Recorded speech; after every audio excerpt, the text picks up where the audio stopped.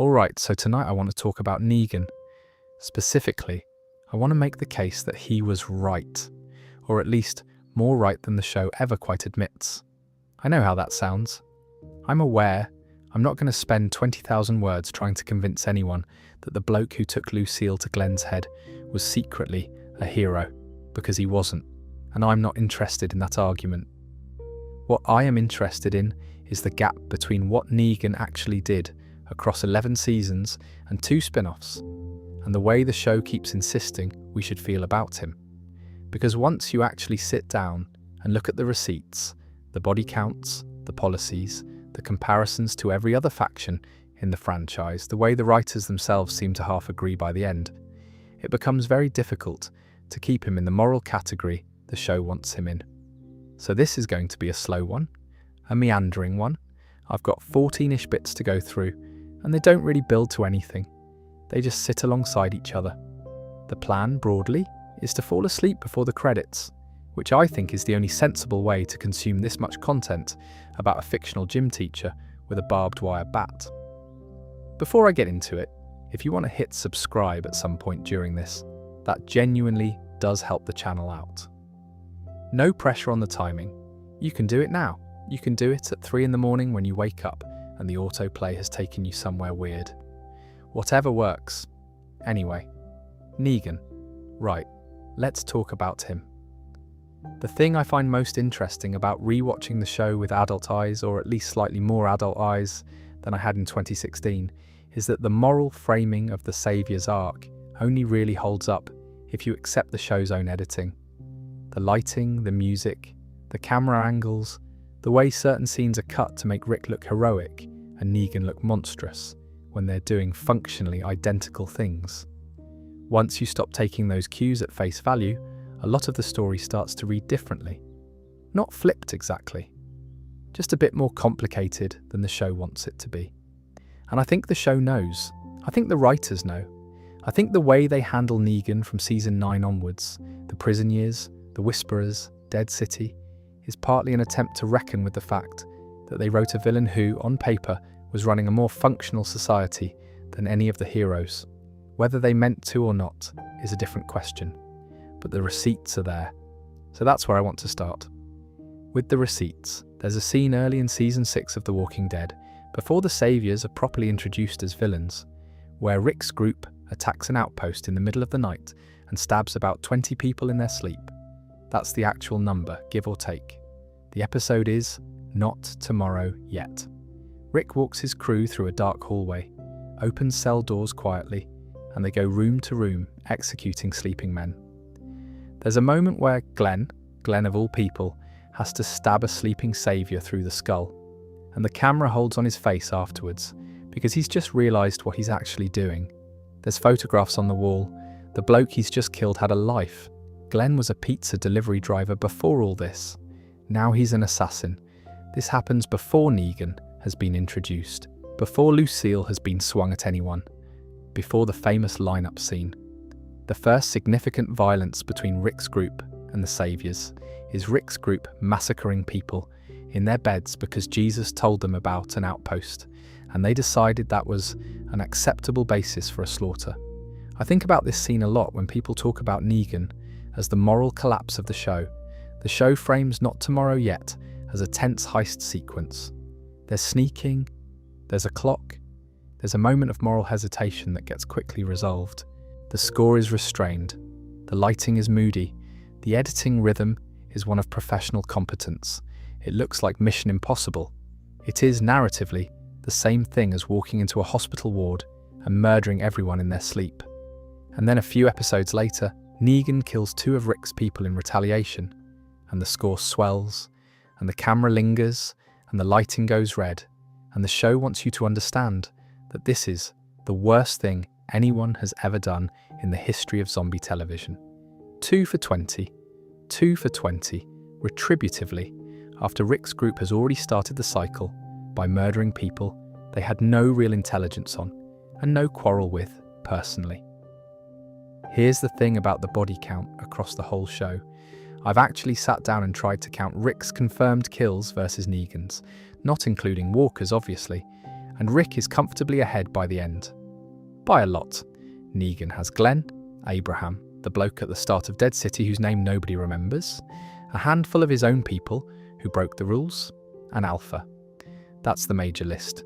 Rick has Shane, Thomas, Andrew, Joe, Pete, the entire Terminus group, across 2 separate slaughters, the Saviour outpost raid, the Wolves at Alexandria, plus an indeterminate number of people during the actual war with the Saviours who he personally shot, stabbed, or had killed under his direct command.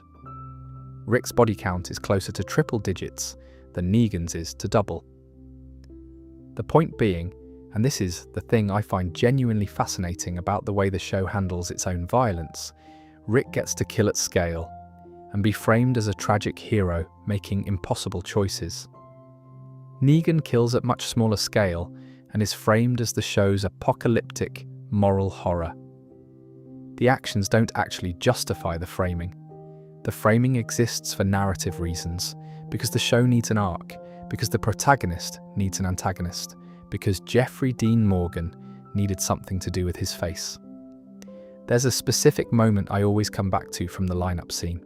Negan walks the line, he picks his target, he swings the bat, and then before he kills Glenn, he gives a whole speech about how he had to do this, because Rick's group had killed his people. He doesn't say it like he's enjoying it. He says it like he's explaining the math. We took ours of yours.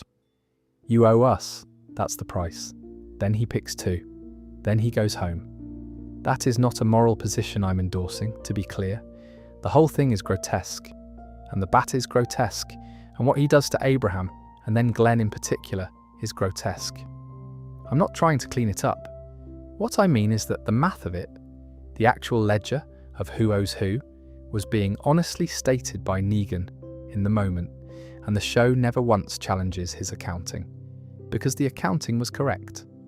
The other thing worth sitting with is how the show handles the satellite outpost in the years afterwards. Almost nobody on Rick's side ever brings it up again. Glenn's moment of moral hesitation is never returned to. Heath, who was particularly shaken by it, gets a brief subplot in season 7 and then vanishes from the show entirely, which is a whole other thing I'd happily talk about another time. The narrative simply moves on. The slaughter that started the war becomes background, and the retaliation for that slaughter becomes the foreground, and the audience is gently herded into a moral position where the people who started it are blameless, and the people who responded to it are monsters. I should say, the show wasn't subtle about this even at the time. There were viewers who clocked it. There were essays written about it. Robert Kirkman even talked about it in interviews, sort of half acknowledging that Rick was operating in increasingly grey territory by that point in the comics. But the television version was much less interested in dwelling on it than the comics were. The television version wanted a clean villain.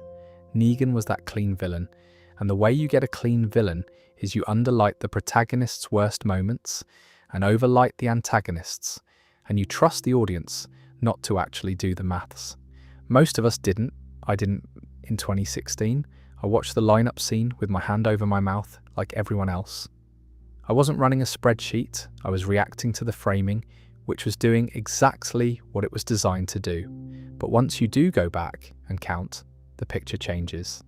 The Saviours did not start the war. Rick started the war. The Saviours did not commit the larger massacre. Rick did. The Saviours did not violate the unwritten rule about killing people in their sleep. Rick did. By every measurable standard of who did what to whom, the Saviours were the offended party for the first half of the entire arc, and Negan's response was proportionate to what had been done to his people, even if the method of that response was theatrical and cruel. I'm not asking anyone to feel sorry for the Saviours. I'm asking gently whether the moral architecture the show built around them survives a rewatch. Mine didn't. The first time through, Negan was a monster and Rick was a hero. The fourth time through, both of them are doing roughly the same thing, and only one of them is being honest about what it is. But talking a bit about the body count brings up the other thing nobody really wants to credit Negan for, which is what he actually built with all that violence. Because the violence wasn't random, it was operational. It was holding up a structure, and the structure, when you actually look at it, was kind of working. The sanctuary, when you actually look at it as a place, rather than as the home base of the show's main villain, is one of the more impressive bits of post-apocalyptic infrastructure in the franchise. It's a converted factory, somewhere in industrial Virginia, surrounded by a Walker moat.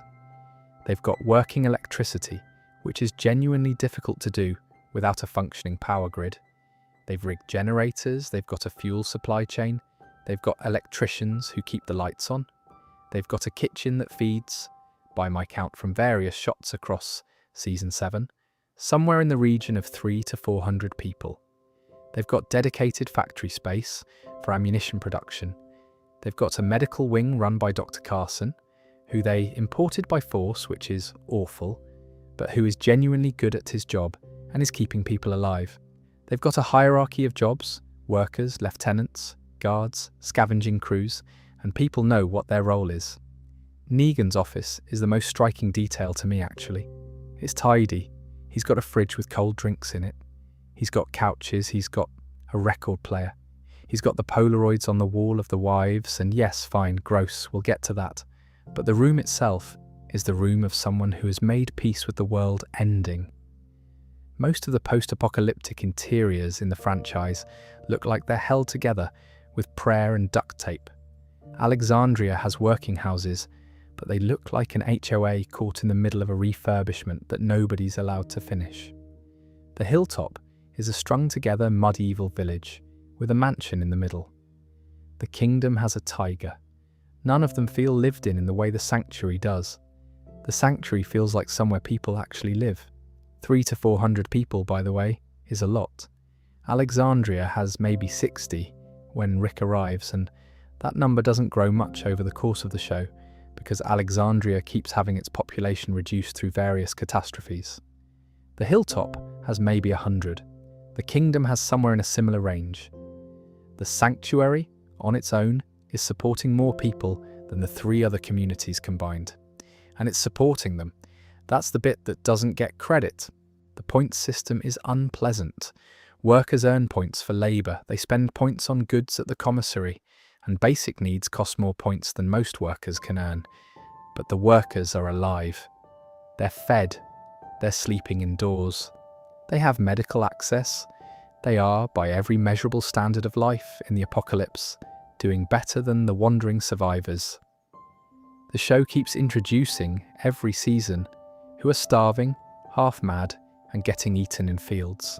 Compare that to Alexandria, which over the course of the show has been overrun by walkers in Season 6, attacked by the wolves in Season 6, attacked by the Saviours in Season 7, attacked by the Saviours in Season 8, attacked by the Whisperers in Season 10, attacked by the Reapers in Season 11, and attacked by the Commonwealth in Season 11. I might be missing one. The point being, Alexandria is a community that survives by main character privilege, not by structural competence. Without Rick's group being in it, Alexandria would have fallen in the 3rd episode of Season 6 and never been heard from again. Deanna built the walls, but the walls don't actually work. The walls work because the protagonists live behind them. The hilltop, meanwhile, under Gregory, is the most depressing community in the show. He had no defensive posture, no leadership, no growth plan, and no relationship with any other community besides giving stuff to the Saviours and resenting it. The hilltop existed because the walls were already there when they got there. Gregory was a hostage to circumstance pretending to be a leader. The kingdom is the closest comparable thing to the sanctuary in terms of structure. Ezekiel built a community with stories and theatre and ritual. He had food production. He had a militia. He had a tiger, which is one of those bits I dwell on more than I should because the tiger is an extraordinary commitment to the bit. The kingdom worked more or less until it didn't, and when it didn't fail because of the Saviours. It failed because of fire damage to a building, which is one of the more anticlimactic ways a major community has ever fallen. The sanctuary, by contrast, never falls because of its own failures. The sanctuary falls because Rick organises a siege, and even then Negan and Eugene engineer a solution that breaks the siege and gets the place functional again. The only reason the sanctuary doesn't survive past season 8 is because the show has decided Negan needs to lose, so the war can end. It's tempting to imagine how the sanctuary would have looked if Negan hadn't been the show's main villain. If the writers had introduced a different character first and used the sanctuary as a backdrop, without Lucille at the centre of it, you'd watch it the way you watch the Kingdom or the Commonwealth, as a community with weird customs that you're trying to figure out from the outside. The factory floor would look like a workplace, not a dystopia. The point system would look like the kind of resource economy a small society would actually develop. The wives situation, which I really am going to get to, would still be uncomfortable, but it would be one detail among many rather than the framing of the whole place. Fun fact about the sanctuary, which I always find a bit funny, the show eventually has Rick's group take over the sanctuary at the end of season 8, and they essentially keep running it the same way. The factory keeps producing, the people keep working, the food keeps getting distributed. Rick installs Daryl as a kind of warden, and the structure remains intact, with Rick's people enforcing rules that look suspiciously similar to the rules Negan had. The arrangement breaks down eventually, but it breaks down because Rick's group are worse at running it than the Saviors were, not because the model was unworkable. The sanctuary's eventual collapse during the time skip happens because nobody Rick put in charge had the management capacity that Negan had. The franchise's good guys inherited a functional society and ran it into the ground. That's the bit I want to sit with. The sanctuary worked. Then the people who had spent years complaining about how it worked took it over and made it not work. That's not the show telling you Negan was a great leader, exactly, but it is the show, possibly without realising it, admitting that running a place at that scale required a specific kind of skill, and the people who criticised Negan most loudly did not actually have that skill themselves. There's a version of this video where I just spend 20,000 words on logistics, the food supply chain, the fuel reserves, the medical infrastructure, the ammunition production line, which, by the way, is producing actual bullets in a world where most communities have to scavenge for them and ration them like gold. Eugene is making bullets at industrial scale at the sanctuary, and the production line he sets up there is more sophisticated than anything Alexandria ever attempts. The sanctuary has light industry. The good guys have a guy who occasionally fixes the solar panels. I don't want to push the point too hard because I do understand that the point system was exploitative, and a lot of the workers were unhappy, and the relationship between the labour class and the lieutenants was deeply unequal. The sanctuary was not a utopia, and I'm not pretending it was, but it was, by every functional measure, a more competent and more sustainable society than any of the alternatives the show offered. And the show keeps quietly admitting this, even while telling you the opposite. Now, talking a bit about the actual deal Negan was offering, because the point system was one thing, but the larger arrangement between the sanctuary and the satellite communities is what really gets people riled up. There's a context for that arrangement that I think most viewers don't quite clock the first time round. The deal Negan offers Rick is, in plain terms, half your stuff in exchange for protection. The Saviors will keep walkers away from your walls, they'll deter other hostile groups, they'll provide a kind of regional security umbrella, and in return you give up 50% of what your community produces. That's the offer. When I first watched this, I thought it sounded outrageous. Half of everything. That's the whole point of the early Sanctuary arc. Rick's group is meant to be outraged by it, and the audience is meant to share that outrage, and the show frames the deal as a kind of mafia shakedown. The Saviors are crooks, they're extorting their neighbours, it's a moral horror. Truth is, 50% in exchange for armed protection from existential threats is not actually historically unusual. It is, in fact, the basic deal that most pre-modern societies were built on. Medieval tribute systems often took more than half. Feudal serfs typically owed their lord somewhere between a third and 2/3 of their output, plus labour, plus military service, if asked. Mafia protection rackets in early 20th century New York took comparable shares. Modern taxation, depending on the country and the bracket, takes between 1/4 and half of most working people's income, in exchange for which the state provides infrastructure, defence, and a certain baseline of social order. I'm not saying tax is the same as Negan's deal.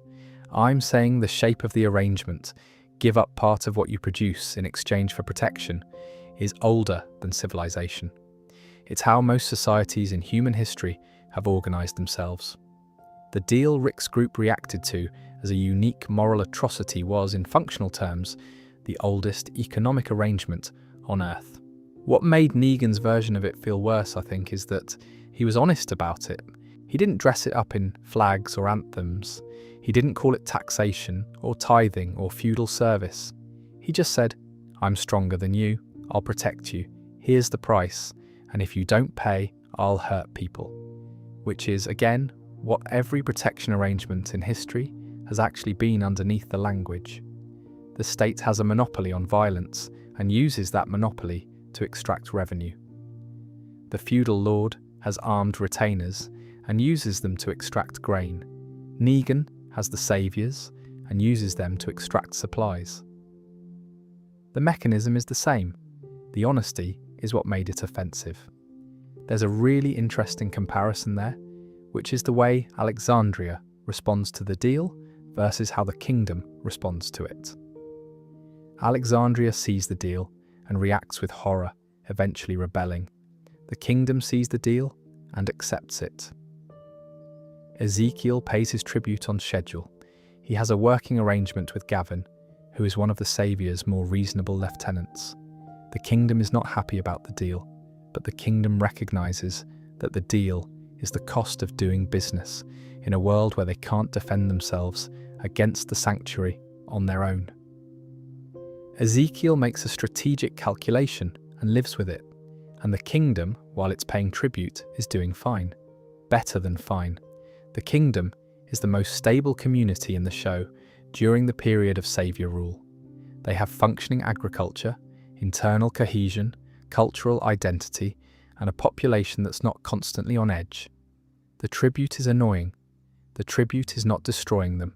It's only when the kingdom joins Rick's rebellion that the kingdom starts to fall apart. The rebellion costs them lives, costs them resources, costs them their tiger, costs them eventually the kingdom itself.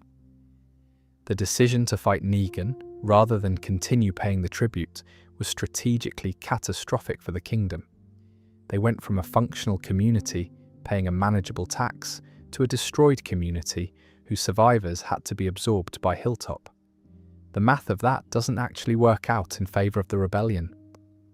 I want to be careful here, because I'm not trying to argue that people should accept tyranny. I'm not making a political point about the duty to submit to authority or whatever.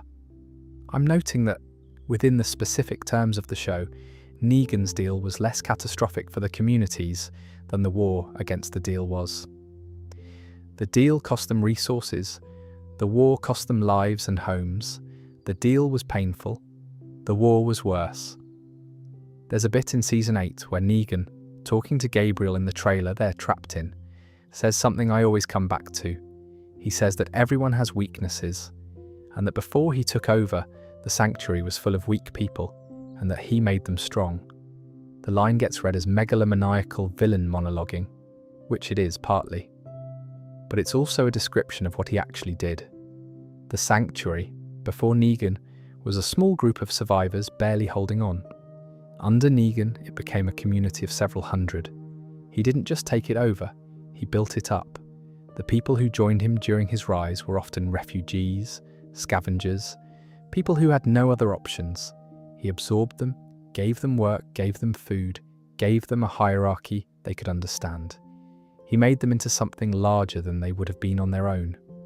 That's worth sitting with, because the show frames it as bad. The sanctuary is presented as a cult of fear, which it partly is, but it's also a place where people who would otherwise have died in the woods are now alive and contributing. The point system was harsh, but the workers were workers, not slaves. They could leave if they wanted. Sherry did. The system was coercive, but not absolute. Fun detail that comes back to the feudal comparison. There's a specific moment in Season 8 where the workers at the sanctuary start to revolt during the siege. The lights have gone out, the food is running short, the walkers are at the walls, and Simon is trying to keep order. The workers complain about conditions. They ask where Negan is because Negan, the famously brutal warlord, is the person they trust to fix the situation. They're not in revolt against Negan.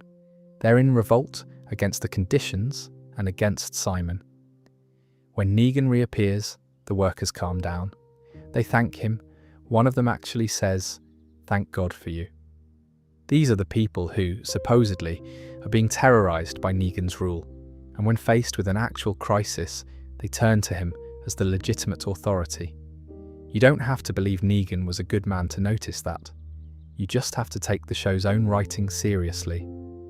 The workers were not, by and large, hostage to his power. They were citizens of his community, and they accepted his authority because his authority was, in their lived experience, what kept the place running.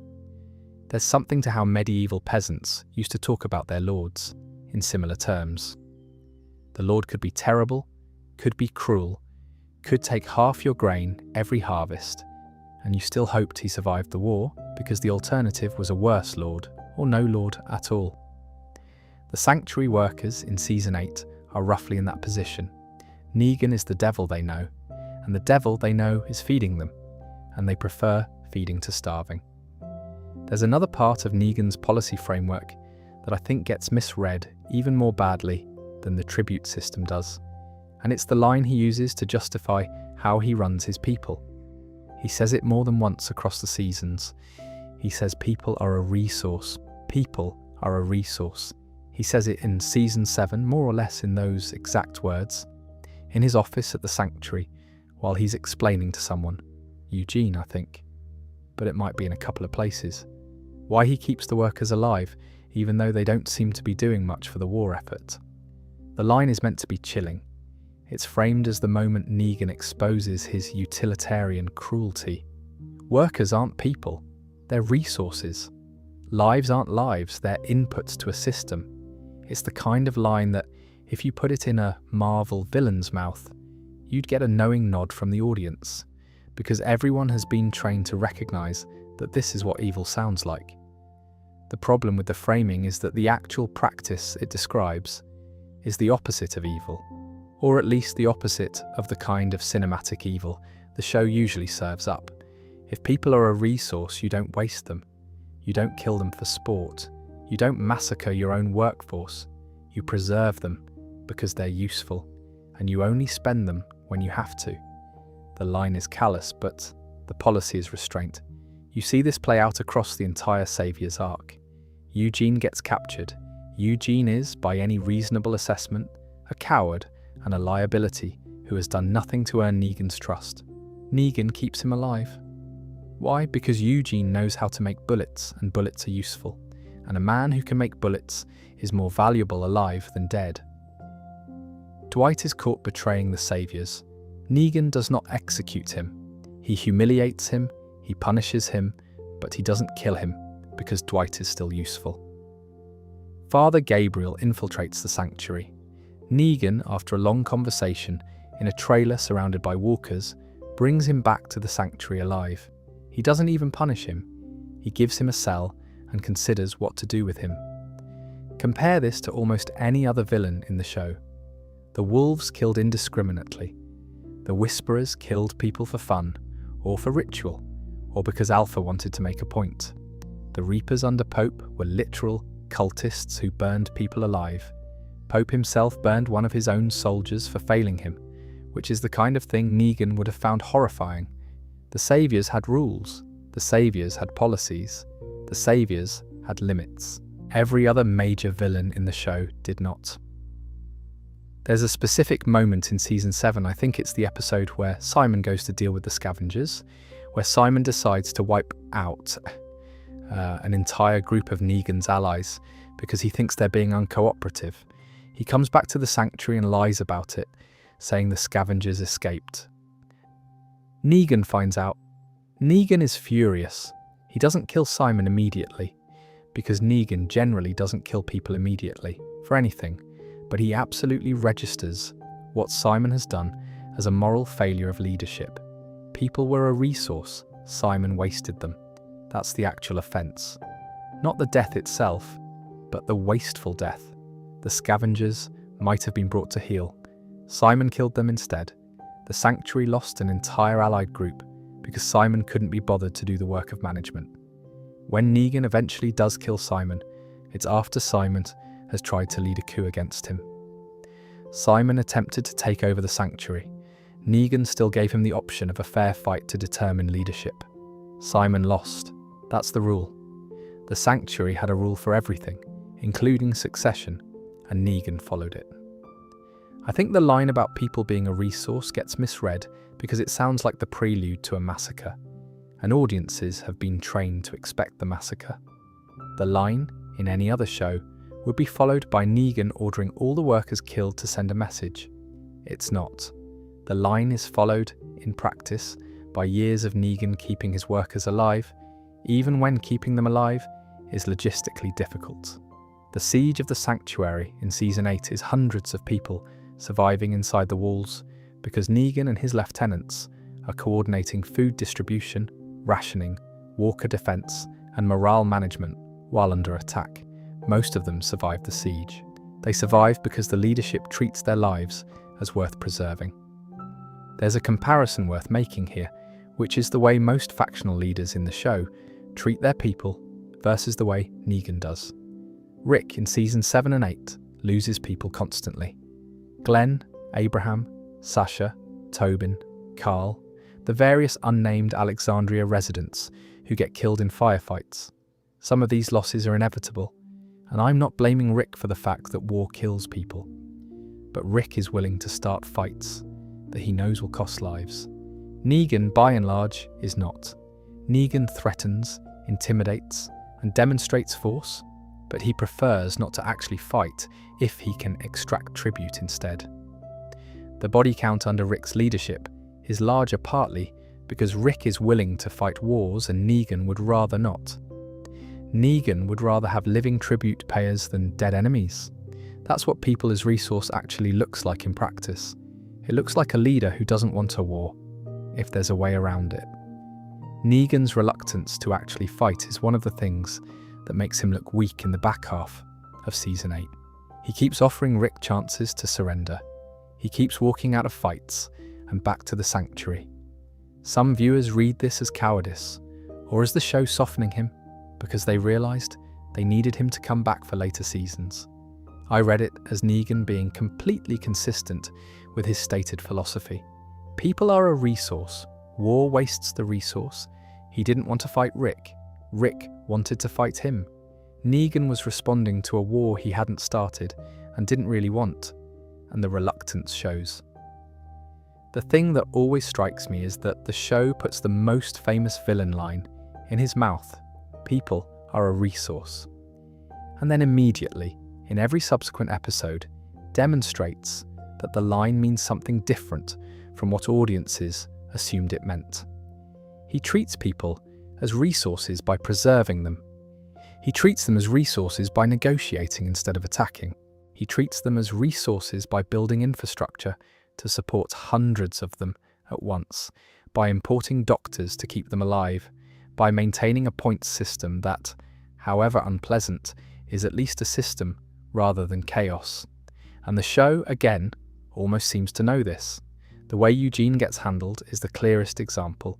Eugene is brought in as a hostage, told he's a saviour now, given a workshop and a quota. By the end of Season 8, Eugene is so embedded in the sanctuary's culture that he sabotages Rick's group at a key moment because he's chosen the saviours. He chose them because they treated him as useful. They treated him as a resource. The show frames Eugene's allegiance as a character flaw. He's the coward, he's the collaborator, he's the one who'll always pick the winning side.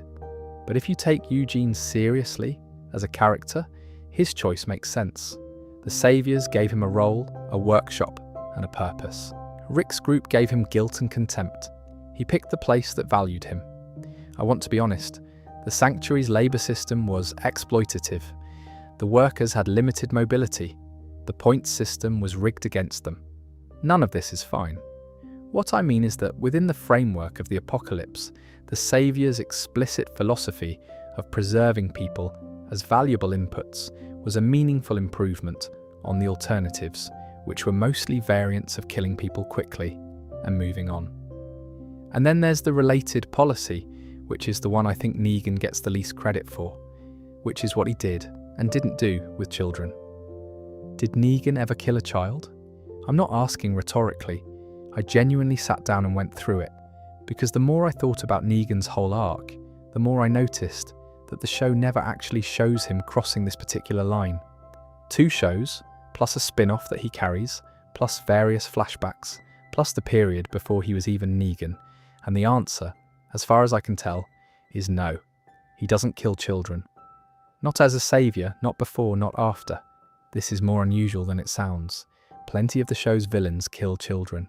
The saviours below Negan, specifically Gavin, threatened to kill Kingdom children during the Season 8 invasion, and Negan is not present for that. The wolves killed children. The Whisperers killed children. Henry's head ends up on a pike. The Reapers killed children. Even the Saviours as an organisation had moments where their behaviour towards minors was awful. But the specific person of Negan in his own actions and choices consistently does not.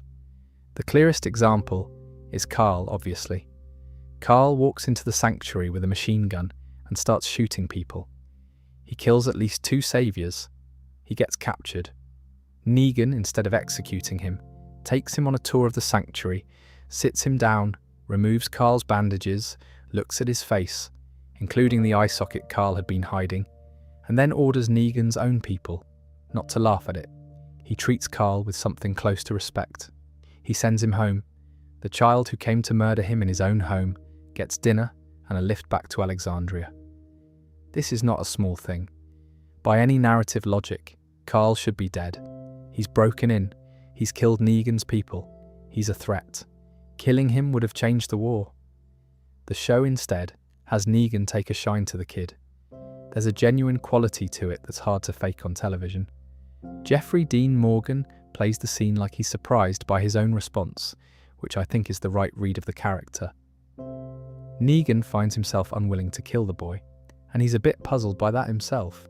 The same thing happens later with Henry. Henry, who is a child carrying serious trauma, threatens Negan in his cell. Negan, locked behind bars, talks to him calmly. He tells him to grow up. He doesn't taunt him, doesn't lash out, doesn't try to manipulate him into doing something stupid. He gives him, essentially, a small lecture about how the world works and sends him on his way. It's not a kind interaction, but it's a restrained one. He's an adult dealing with a teenager he can see is making bad decisions, and he handles it like an adult. The Judith arc is where this code becomes a defining part of the character. After Negan is imprisoned in Alexandria, Judith, Rick's daughter, the child of the man who slit Negan's throat, befriends him through the bars of his cell. They talk. She reads to him. He gives her advice. The show treats this relationship with surprising tenderness. Negan is, by this point, completely alone in the world. His wife is dead. His saviours are scattered or under Rick's control. He's in a cell indefinitely. The only person in Alexandria who treats him like a human being is the small child whose father he tried to kill. And he handles that relationship gently. He never weaponizes Judith. He never tries to use her to escape. He never lies to her about who he is or what he did. He just talks to her, like a kid, because she's a kid. This continues through the Whisperer arc and beyond. Judith is at risk multiple times, and Negan is consistently the person who acts to protect her. Late in the show, when Alpha's closing in on Alexandria, Negan is one of the people who helps get the children to safety. By Dead City, he's actively raising a kid who isn't his. Ginny, who attaches to him after a complicated set of circumstances involving her father, which is its own knot, but his response to her presence is to take care of her. He's not great at it. He's clearly out of practice. He gives her a toy dog because Benjamin brings him one, and he doesn't know what else to do. The point is that he tries. The man who supposedly represents the show's deepest moral horror is, in practice, the character most reliably gentle with children. I find this fascinating because it's one of the things the writers don't seem to have planned in advance. The original comic Negan, as far as I remember reading the books, is a similar kind of figure, but the kid relationships develop differently. The television version of the character ends up being defined, in his later seasons, by his relationships with children: Judith, Lydia, Henry, Herschel, Ginny, in a way that suggests the writers noticed something about him and decided to lean into it. Whatever Negan was meant to be in Season 7, by the time he's interacting with these kids, he's something else. He's a man who, for whatever reason, draws a hard line at hurting them. The line about cancer is the one I always come back to. In his cell, talking to Michonne, in late Season 9, he says he's actually glad his wife Lucille didn't have children with him before the world ended. He says she wasn't made for the apocalypse, and a child with her would have made her weaker. The line gets read as cold, which it is, but it's also a kind of confession. He's saying he'd rather have had no child with the woman he loved than watch them suffer in this world. That's not a sentence a man speaks lightly. And the next season, we see him forming surrogate parental relationships with other people's kids, and the line gets weirder retrospectively and richer. He didn't have a child, he's not going to have one with Lucille, so he just looks after everyone else's, and he doesn't kill them, ever. That's a meaningful line in a show that's otherwise pretty cavalier about killing children when the plot demands it. Sophia, Lizzie, Sam, Henry, Andre, the show kills kids. Negan doesn't. That's worth sitting with. Now, talking a bit about Negan's broader policies, there's one more I find interesting because it's the one most people read as cult behaviour, and I actually think it's closer to something else. Right? The wives. This is the bit I've been putting off, because it's genuinely the hardest one to make a clean argument about, and I don't want to just dodge it or do a quick paragraph and move on. So let's actually sit with it. Negan, in his time at the Sanctuary, has multiple wives: Sherry, Amber, Tanya, Frankie, and a handful of others whose names I'd have to look up. The arrangement is that they get to live in Negan's quarters, they get nice clothes, they have access to better food and conditions than the workers, and in exchange they're his, sexually. They're not allowed to be with anyone else. They wear the same kind of black dress as a uniform. They're his harem. There's no way to phrase that arrangement that makes it okay. I'm not going to try. The basic shape of it is exploitative. Negan is the most powerful man in the Sanctuary. The women are choosing between his bed and the point system. And that's not a free choice. In any meaningful sense, the power differential renders the consent compromised. What I want to actually talk about, though, is the way the show handles this within the world it has built, because the show is more careful with it than people give it credit for. Each of the wives is shown choosing the arrangement. Each of them has an alternative, the worker housing, the factory floor, that they have rejected in favour of the wives' quarters. Sherry, specifically, is shown making the choice to become a wife, in order to keep Dwight alive, because the Sanctuary's iron rule was that disloyalty got you killed unless Negan personally decided otherwise. Sherry's marriage to Negan was, in her stated logic, a transaction that bought Dwight's life. That doesn't make it consensual in a way that satisfies modern intuitions, but it does mean Sherry was an agent, making a calculation, not a prisoner. Negan himself on screen repeatedly emphasises that the wives have to want to be there. He doesn't force. There's a specific moment where Amber, one of the wives, has been caught sleeping with her ex-husband Mark. The penalty, by the Sanctuary's rules, would normally be severe. Negan instead has Amber explain that she only stayed in the marriage because her mother was sick and Negan was providing medicine. Negan tells her she's free to leave the marriage. He doesn't punish her. He punishes Mark, brutally, the iron to the face, but he frames the punishment as a violation of the agreement Mark and Amber had made, not as a violation of his ownership of Amber. He explicitly tells Amber she can go. This is, again, not a defense of the arrangement. The arrangement is creepy. The iron-to-the-face penalty is grotesque. The whole institution is built on a power differential that makes meaningful consent very difficult. What's actually going on here is that the show itself takes pains to establish that Negan's version of the arrangement is one where the women have at least nominal agency, can leave if they want, and are not held against their will. Sherry does leave, and Negan does not pursue her. He's angry. He doesn't hunt her down. He doesn't punish her family. She just goes. Compare this, and I keep using this comparison because it's the cleanest one in the show, to the Commonwealth, which we'll talk about properly later. The Commonwealth has marriage arrangements that are explicitly class-based, where lower-class citizens have very limited ability to refuse partnerships that would advance them in the social hierarchy. Pamela Milton's son Sebastian uses his class position to coerce women throughout the Commonwealth arc, and the system protects him. The Commonwealth's arrangement is, in some ways, structurally worse than the Sanctuary's, because the Commonwealth has institutional infrastructure that enforces the coercion. Negan was one man with a particular taste. The Commonwealth is a state that runs on enforced inequality. There's another comparison that doesn't get made enough, which is to the actual medieval and pre-modern marriage arrangements that I touched on earlier. Polygamy, in many pre-modern societies, was the prerogative of the powerful. Lords kept multiple wives, kings kept multiple wives. Concubinage was a recognized institution across most of human history. The arrangement we now find universally objectionable was, for most of recorded history, the default for anyone with power.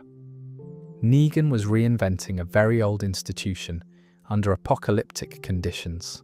He wasn't innovating in cruelty. He was reverting to a baseline that civilization had spent the previous 2 centuries trying to leave behind. Again, none of this makes it fine. I'm not arguing that the wives' arrangement was a positive feature of the Sanctuary. I'm arguing that it was less unusual, historically, than its reception in the show implies. The audience in 2016 watched Negan with multiple wives and registered it as evidence of his depravity. Almost any audience in any other century of human history would have registered it as evidence of his successful seizure of local power. Full stop, with no moral commentary attached. That shift in framing, from neutral fact about powerful men to specific moral indictment, is a very recent development, and one of the things that interests me about Negan as a character is that he sits on the wrong side of that shift in a way the show partly understands. Sherry, when she leaves the Sanctuary, leaves with no apparent fear of retribution. She knows Negan well enough to know he won't pursue her, and she's correct, he doesn't. When she eventually reappears in season 11, the arrangement is treated as a chapter of her life that's over. She's not destroyed by it. She moved on. The show treats her in those later episodes as a survivor who made hard choices in hard conditions, which is roughly how the show treats every character who survived the early seasons. The show, in other words, is not making the same argument I'm making here, but it's also not making the argument most people remember it making. The wives' arrangement is presented as one of Negan's faults. It is not presented as evidence that he's a monster on a level beyond redemption. Sherry survives. Amber survives more or less before she dies later. The arrangement was bad. The women involved made their peace with it, and the show moves on. Honestly, I've thought a lot about why this particular feature of the Sanctuary arc gets weighted so heavily in the way people remember the character. I think part of it is that the wives' arrangement is the most visually distinctive element of Negan's rule. The line of women in black dresses, all expected to behave a certain way. It looks like the kind of thing a tyrant would have. It reads as evidence of unchecked power. The fact that, in practice, the arrangement was looser and more transactional than it appeared is harder to communicate visually than the image is. The image is what stuck. I do think the show could have handled the wives' arc more carefully. I think the writers were a bit sloppy with it in Season 7, and the costuming choices in particular leaned harder into the imagery than was necessary. The institution itself, as depicted in the show, was not quite what the imagery suggested it was, but the imagery is what most viewers carry around. So, I'm not defending the arrangement. I'm noting that it was less extreme than its reputation, that the women had at least limited agency within it, and that the show itself treats it more carefully than the audience remembers. Take that for whatever it's worth. Now, leaving the wives behind because I genuinely don't want to dwell on it any longer than I have to, there's something else about Negan's leadership that I think the show consistently fails to give him credit for, which is that he kept his word. Negan, across the entire show, breaks one significant agreement. It's hard to even think of what it would be. Most of his deals hold. Most of his threats are carried out only when the conditions he stated were violated.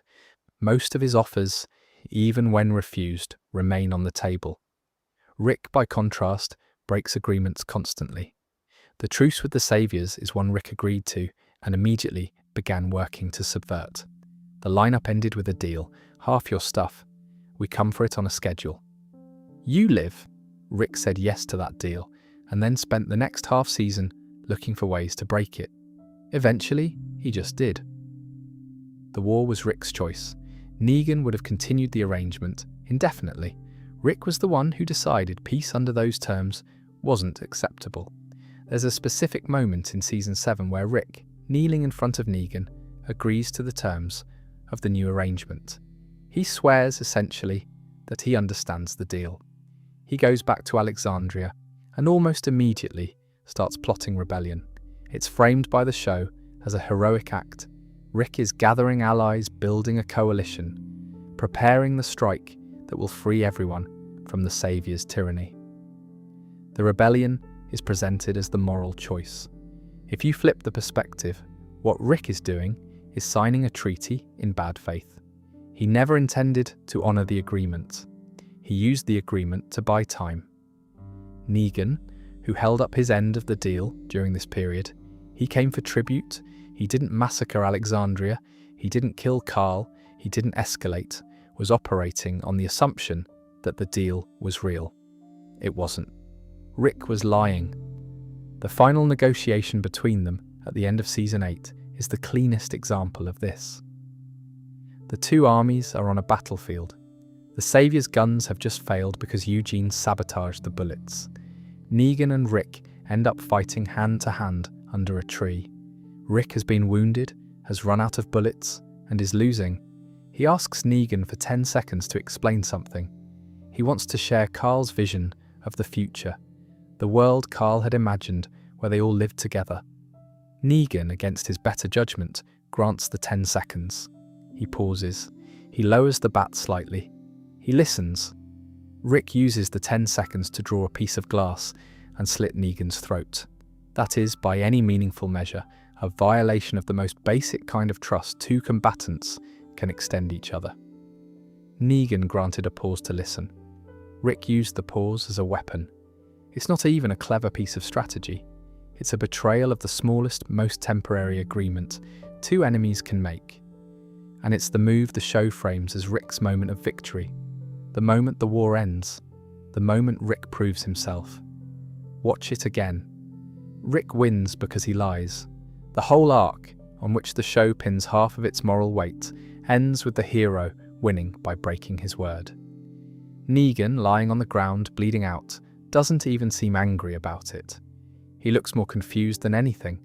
He'd granted the request because Rick had asked sincerely, or had appeared to.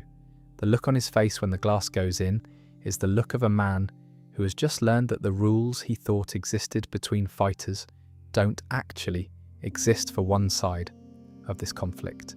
Rick then orders him kept alive, which is itself a strange choice in which the show wants you to read as a moment of mercy.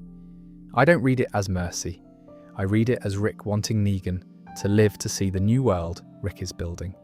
The cell, the years of imprisonment, the public display of the defeated enemy.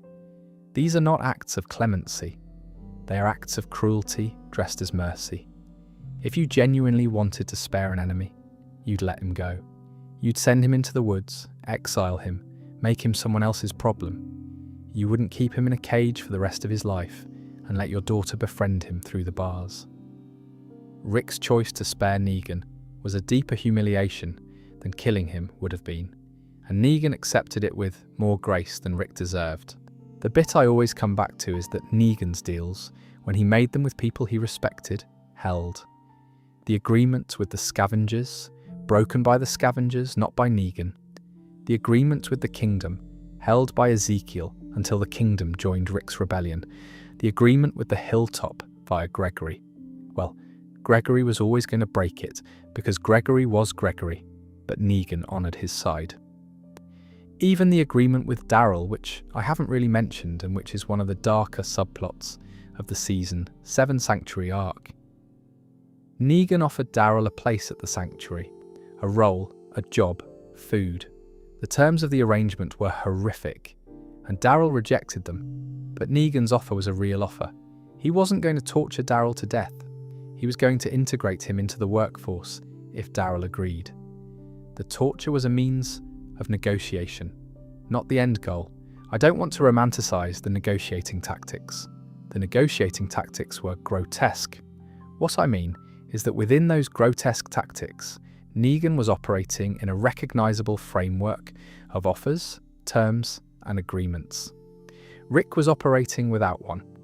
Rick's word by the end of the war meant nothing. Negan's word, even at the height of his villainy, meant something. There's a small detail I love, which is that Negan refers to his agreements as deals and to his policies as rules. Those are precise words. They imply structure. They imply that something has been agreed and is now binding. The Sanctuary ran on deals and rules. Alexandria, increasingly, ran on whatever Rick happened to want at the moment. The contrast in how the two leaders structured authority is one of the show's most interesting, unstated themes. In a world without functioning institutions, without courts, contracts, governments, or any of the other infrastructure that makes modern agreements enforceable, a person's word is the only contract there is. The reliability of a leader's word is what determines whether long-term cooperation is possible. Negan's word, while harsh, was reliable.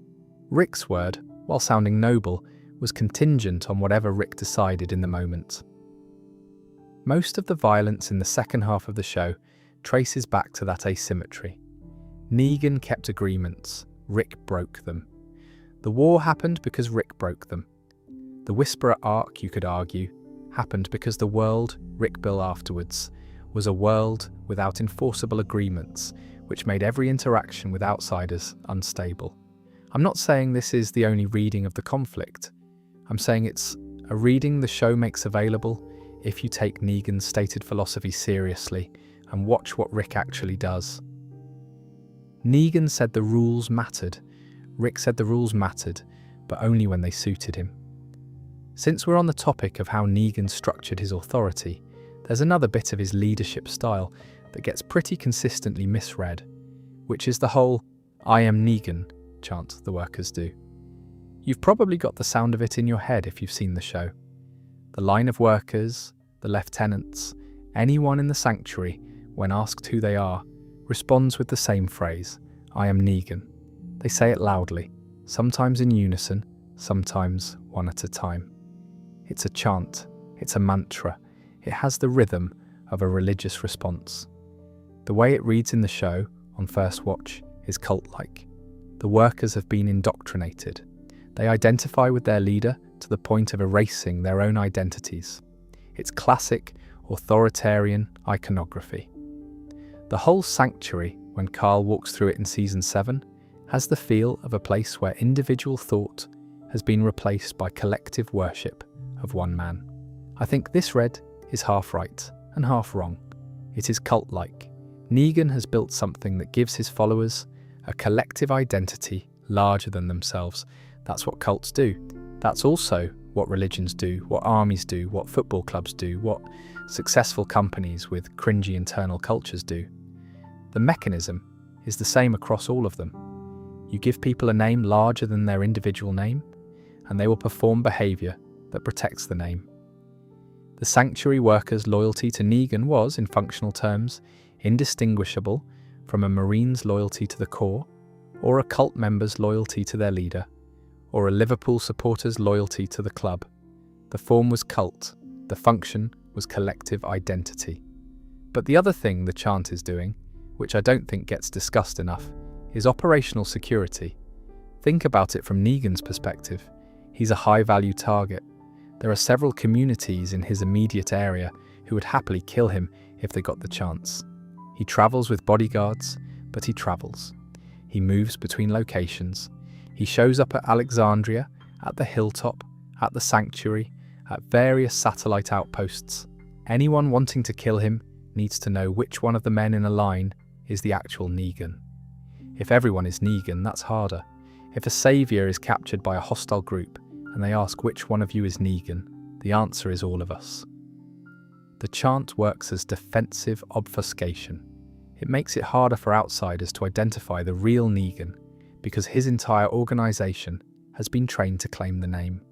This is not a new idea. Military groups have used variants of this throughout history. Roman soldiers, when ambushed, would close ranks and refuse to identify their commander.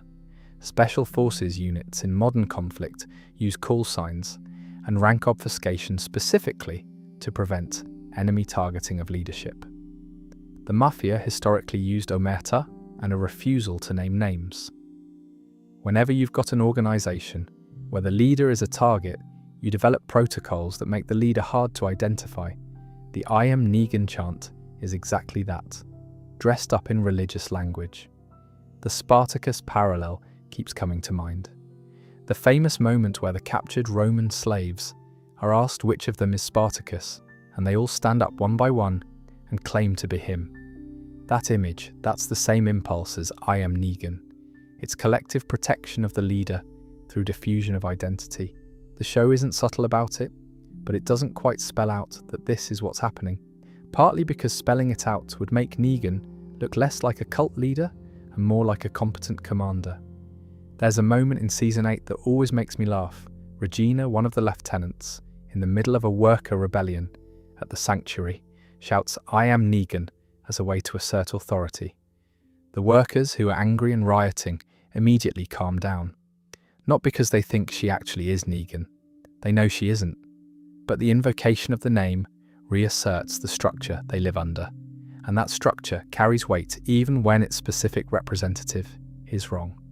It functions like a flag. You salute the flag, not the specific officer carrying it. The name carries authority across its bearers. I think the show wants you to find this disturbing.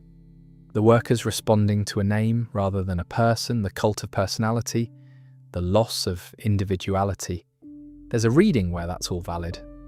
But there's also a reading where what you're seeing is a community with an internal language of authority that allows for coordination at scale in conditions where coordination is otherwise impossible. The chant is communication infrastructure. It's how the sanctuary maintains coherence across hundreds of people and multiple locations. Compare this again to Alexandria. Alexandria, when Negan invades in Season 7, has no equivalent. There's no chant, no shared identity, no operational protocols. When Negan threatens people, they respond individually. Some panic, some submit, some plan rebellion. The community has no shared response. This is partly framed as a strength. They're individuals, they think for themselves, but in practical terms, when the bullets start flying, it's a weakness. The sanctuary can move as one. Alexandria has to convene a meeting. Negan's chant is what allows the saviors to act collectively on short notice. I don't think Negan invented this consciously. I don't think he sat down and wrote a doctrine.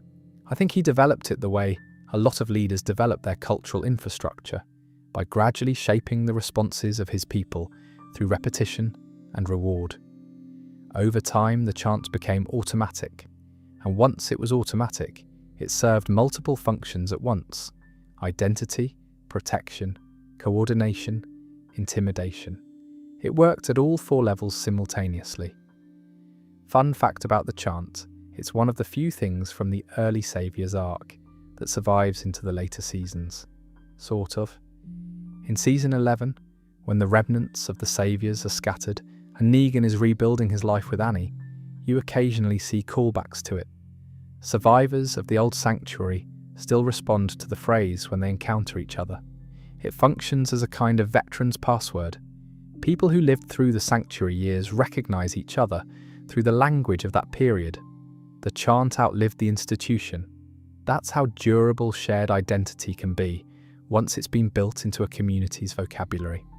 Now, the thing I find most interesting about the chant and about the cult of personality framing the show gives to the sanctuary is that it's the cleanest version of something every major community in the show is doing in some form. Ezekiel runs the kingdom on theatre and mythology, complete with a sword, a robe, and the tiger. Pamela Milton runs the Commonwealth on a class system held together by uniforms and ceremonial dress. Alexandria runs on Rick's personal authority, which is its own kind of cult of personality, but doesn't have the formal apparatus. The Saviours had a chant. Every other community had something analogous. And the show only flags the Saviours version as creepy, because the show needs the Saviours to be the villains. And speaking of comparing the Sanctuary to other communities, there's one comparison I keep wanting to come back to, because I think it's the most damning one for the show's stated moral framework, which is what happens when you remove Negan from the equation entirely. Dead City introduces the Croat, and the Croat is the character I keep using to win arguments with people who say Negan was the show's moral worst. The Croat was one of Negan's lieutenants during the Sanctuary years. We don't see him in the main show, he's mentioned only retroactively in Dead City, but he was apparently a senior figure in Negan's operation. After the war ended and Negan went into Alexandria's cell, the Croat presumably went his own way. By the time Dead City picks up the story, the Croat has set himself up on Manhattan, running an operation called the Burazi out of a base in Midtown, and he is doing things that Negan absolutely would not have tolerated. The Burazi are violent in a way the Saviours weren't. They torture for entertainment. They drink methane gas, which is, frankly, a weird detail. They throw people off catwalks for fun. The Croat himself is theatrical, in a way Negan was theatrical, but with a different undercurrent. Negan's theatre was about command presence and intimidation, and there was always a logic to it. The Croat's theatre is about cruelty. He enjoys hurting people in a way Negan visibly did not. The bat existed to terrify. The Burazi's tactics exist to torture. There's a scene in Dead City where the Croat reminisces to Negan about the old sanctuary days, and the story he tells is genuinely useful for understanding the difference between the two men. He recalls a moment where a hostile group attacked the sanctuary and demanded the Saviours hand over their food. The Saviours expected Negan to fight. Instead, Negan surrendered immediately and offered the attackers a feast as a gesture of goodwill. Then secretly, he had the meat at the feast switched out for Walker meat. The attackers ate it, got sick, and the sanctuary's defences increased significantly the following day because the attackers, now infected, became part of the Walker moat. The Croat tells this story like it's a great Negan achievement. Negan, sitting there listening, looks haunted by it. His face during the anecdote is one of the better moments of acting Jeffrey Dean Morgan has ever done on the show. The Croat is celebrating cruelty as cleverness. Negan is registering the cruelty and not feeling proud of it. He's not even arguing with the Croat. He's just gone quiet. That gap between the Croat's enjoyment of the story and Negan's discomfort with it is the whole point of the spin-off. The Croat is what the Saviours would have been if Negan hadn't been at the top. Negan had a sense of when violence was useful and when it was excessive. The Croat does not have that sense. The Croat's idea of leadership is escalation. Escalation for its own sake. The Manhattan setting becomes important here because it makes visible what a sanctuary run on cruelty rather than on rules actually looks like. The Croats people are scared, not loyal. They follow him because they're afraid of him, not because the system he runs gives them food, shelter, and a role. The Barazi are stratified by violence, not by labour. There's no points system. There's no factory floor. There's no medical wing. There's just the Croat, his lieutenants, and a population that survives at his pleasure. It's the same model of authority Negan used, stripped of all the infrastructure that made the sanctuary actually work as a society. And the Croat is doing things to people that you cannot imagine Negan doing. The methane factory is a specific example. The Croat is harvesting decomposing walker gas for fuel, which is interesting and clever, but he's also using the facility to torture people in genuinely creative ways. There's a sequence in Season 1 of Dead City that I don't want to describe in detail because we're meant to be falling asleep here, but the takeaway is that the Croat's relationship to violence is fundamentally recreational. He likes hurting people. He likes watching them die. Negan, across the original show, never gives off that energy. Negan's violence was performative, designed to terrify and to message, but it wasn't recreational. Even at his worst with Glenn and Abraham, he wasn't enjoying it the way the Croat enjoys his work. The show, by introducing the Croat, is doing something almost confessional. It's saying, here's what the saviors looked like without their leader. Here's what the philosophy was without the man at the top moderating it. And the implicit acknowledgement is that Negan, despite the bat and the chants and the wives and all the rest, was the line. He held back what his organisation could have become. The Croat is what happens when that line moves. I find this fascinating because the spin-off is, in a strange way, doing rehabilitation work for the original character. Not on purpose, I don't think.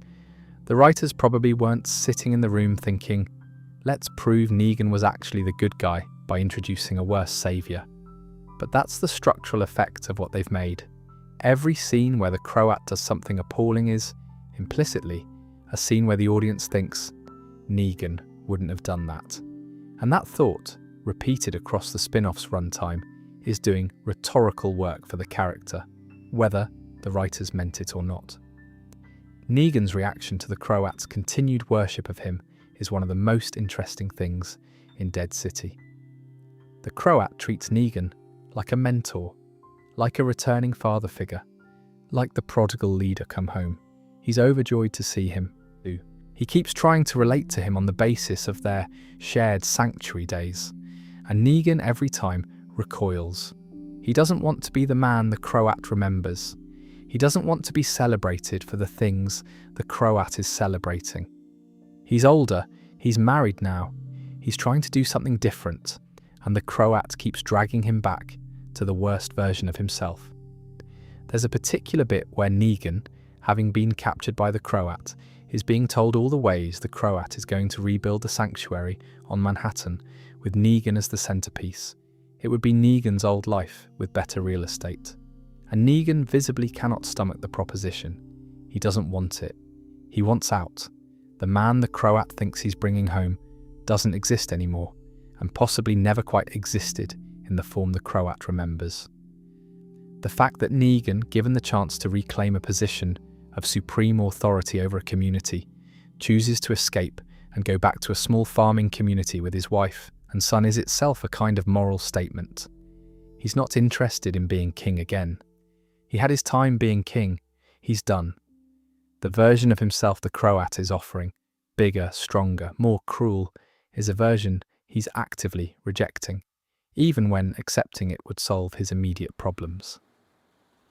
Personal aside, I think Dead City is, on balance, not a great show.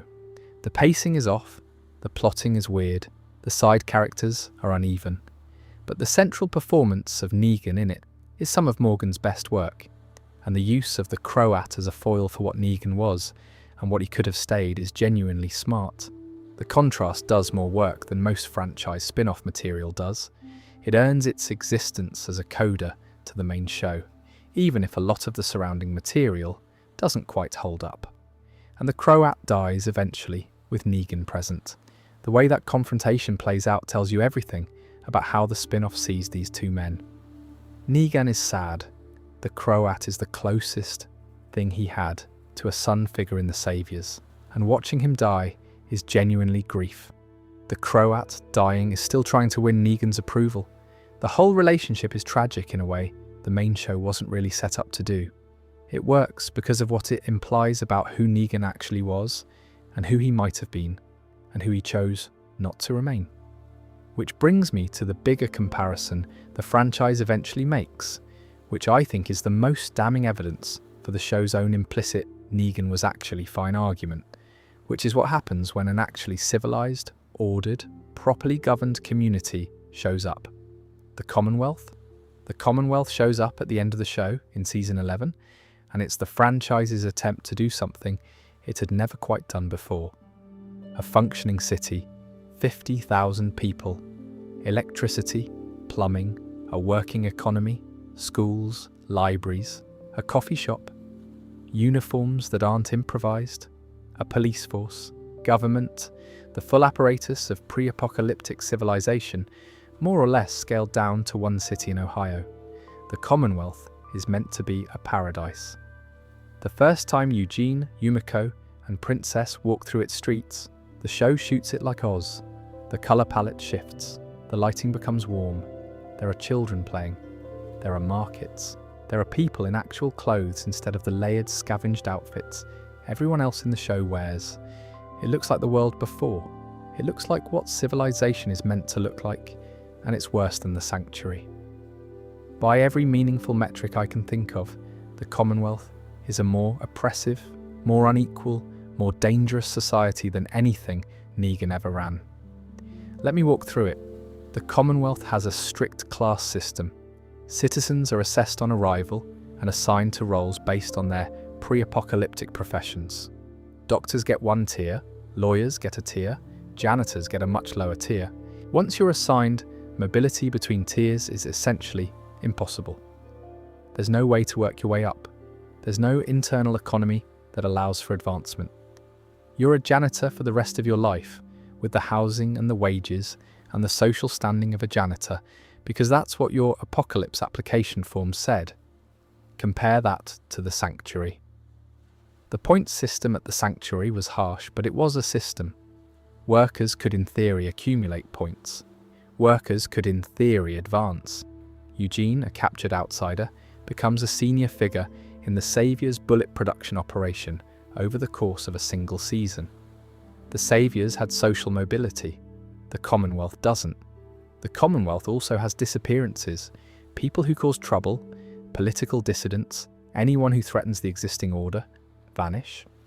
Lance Hornsby, Pamela Milton's right-hand man, runs a quiet operation that removes inconvenient people through a combination of relocation, framing, and outright murder. The show shows you this. Lance arranges for Tyler Davis to be set up. Lance has the coalition's people threatened. Lance is, by the time you understand what he's doing, running a kind of internal security service that disappears people on the orders of the ruling family. The Sanctuary had nothing comparable. The Sanctuary had public punishments, the iron, the bat, which were grotesque but at least transparent. The Commonwealth has secret punishments. The Sanctuary's violence was performative. The Commonwealth's violence is institutional. Pamela Milton herself is, in some ways, a more dangerous figure than Negan ever was. Negan had a kind of moral code. However twisted, he had rules. He cared at some level about preserving people because people were a resource. Pamela cares about preserving the system that protects her family's position. When the system requires her to order the execution of children, and it does late in season 11, she gives the order without hesitation. Her son Sebastian is a sexual predator who operates with complete impunity because of his class position. Pamela protects him. The system protects him. The whole apparatus of the Commonwealth exists to make sure that people like Sebastian can keep doing what they want without consequence. There's a specific moment in season 11 where Pamela orders a herd of walkers driven into the lower class neighbourhoods of the Commonwealth as a way of suppressing dissent. She doesn't just authorize the deaths, she engineers them. She uses the walkers as a tool of class warfare against her own citizens. Negan, at his worst, never did anything on that scale to his own population. The siege of the Sanctuary in Season 8 saw Negan fighting to keep his workers alive against external attackers. Pamela weaponized walkers against her own people for political reasons. And then there's the Civic Republic military. The CRM only really shows up in spin-offs. World Beyond, Daryl Dixon, The Rick and Michonne Show, parts of Dead City. But its presence in the franchise is the largest moral elephant in the room. The CRM has been deliberately exterminating other communities for years. They've wiped out at least one major settlement, Omaha, with around 20,000 inhabitants. They've conducted experiments on captured survivors. They've abducted people, including Rick. They run a military dictatorship that operates across half the country. Compared to the CRM, Negan is a parish councillor. The CRM's body count, by the time the franchise wraps up, is in the tens of thousands. Negan's is in the dozens. The CRM does mass casualty events. Negan did targeted intimidation. The CRM is, by the franchise's eventual reveal, the actual evil of the post-apocalyptic world. Negan was a small-time warlord in Virginia. The CRM is the post-apocalyptic equivalent of an empire conducting genocide. This is the bit that I think actually matters for the case I'm making. The show, in its later seasons and spin-offs, gradually reveals that the real horror of its world is not regional warlords with bats. The real horror is organized civilization. The Commonwealth is civilization rebuilt with all the class oppression and political violence that came with the original. The CRM is civilization rebuilt with military authoritarianism and mass murder. The franchise's eventual position, whether the writers meant to land here or not, is that the more organized and civilized a post-apocalyptic society becomes, the worse it is. Negan was a stage on the way. He was the warlord stage. The warlord stage is brutal, but it's also contained. You can fight a warlord. You can outlast a warlord. The warlord is one man with a bat. The Commonwealth is 50,000 people with a class system, and you can't outlast a class system. The CRM is an army with thousands of soldiers and chemical weapons, and you can't fight that either. It's worth sitting with how this lands for Negan as a character. In Season 7, he's the worst thing in the world. By Season 11, he's the 7th or 8th worst thing in the world, depending on whether you count the Whisperers and the Reapers and the Commonwealth and the CRM. He's been moved down the moral hierarchy by the franchise itself.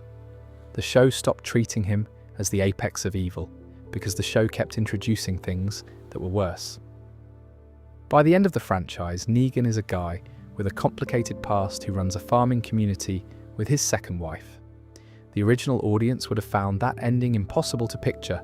In 2016, the franchise made it possible by gradually downgrading him relative to everything else that turned up. What I find most interesting structurally about this is that I don't think it was deliberate. I think the writers in the later seasons needed to keep raising the stakes by introducing new enemies. And the new enemies had to be worse than the old enemies for the stakes to feel real. So Alpha had to be worse than Negan, and Pope had to be worse than Alpha, and Pamela had to be worse than Pope, and the CRM had to be worse than Pamela. The cumulative effect over years was that Negan got smaller. He went from the worst thing in the world to the worst thing in his county, to the worst thing in his immediate neighbourhood, to a guy who runs a few greenhouses and is mostly fine. This is, I think, the show admitting through its plotting what it never quite admitted in dialogue, which is that Negan was a regional warlord doing regional warlord things in a world where regional warlords were the second tier of evil, not the first. The first tier was always going to be states. States are worse than warlords. They have more capacity, more reach, more institutional violence. Negan was bad. The Commonwealth is worse. The CRM is much worse, and the more the show explored the world it had built, the more obvious that became.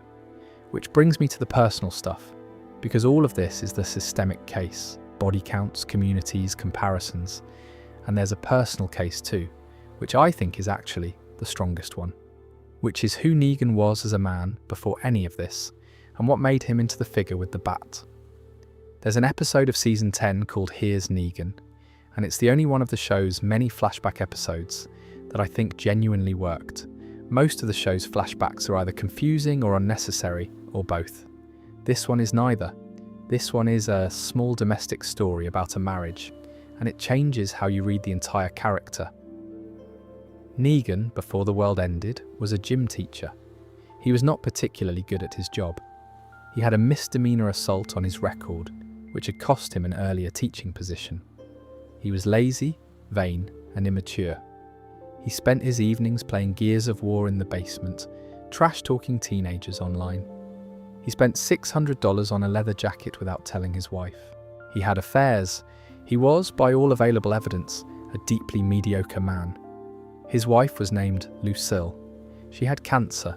She got the diagnosis during a period when Negan was cheating on her with her best friend.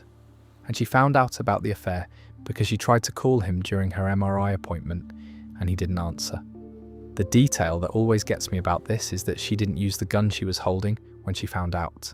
She put the gun down, she told him about the cancer, and then she stayed with him through the early treatment.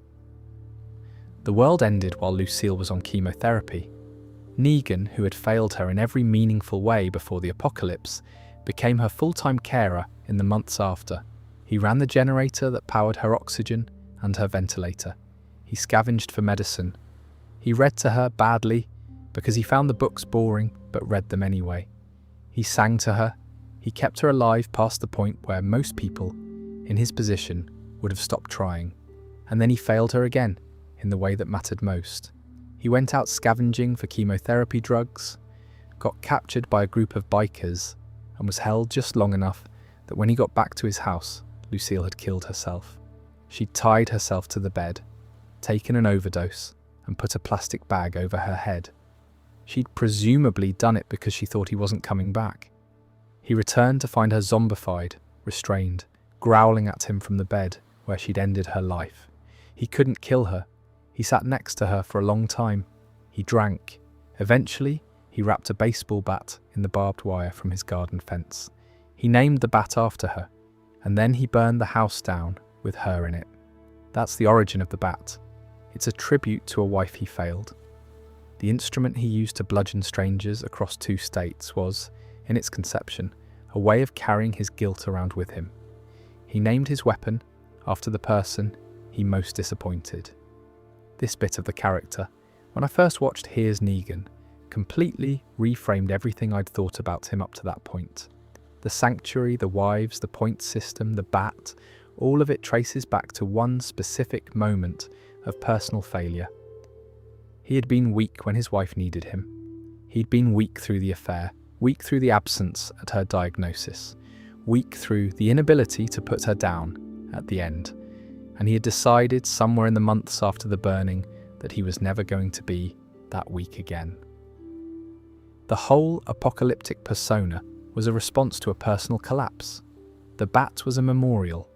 The saviors were a structure built to make sure that the people he was responsible for didn't end up the way Lucille did. He'd failed her by being absent. He wouldn't fail them by being absent. He'd be present. He'd be in their faces. He'd be terrifying if that's what it took, but he'd be there. I find this reading of the character genuinely moving, and I think it's the reading the writers were eventually trying to land on. The whole show, and Here's Negan in particular, is interested in the question of what individual grief looks like when it gets organised into community. Most of The Walking Dead's characters carry grief. Rick carries Laurie, Daryl carries Beth, and then Rick. Maggie carries Glenn. Carol carries Sophia, and then about 15 other people. The way each character handles their grief becomes the shape of how they operate in the world. Negan's grief became the saviors. The saviors were Lucille, scaled up. He couldn't save one wife, so he tried to save several. He couldn't save one community, so he absorbed every nearby community and forced them to be part of his. He couldn't be strong enough for one woman, so he became theatrically strong in front of hundreds of people, all the time, every day, in a way that exhausted him visibly across the seasons. The bat, the chant, the wives, the whole apparatus where I know every bit of it traces back to the basement in his old house, where his wife killed herself because she thought he wasn't coming back. The thing that always gets me about this, and I've thought about it a lot, is that the show never quite lets Negan articulate this himself. He gets close in a couple of scenes. He tells Gabriel in the trailer in season 8 that he cheated on Lucille and that he couldn't put her down. He tells Michonne in his cell that he's glad Lucille never had to see the apocalypse.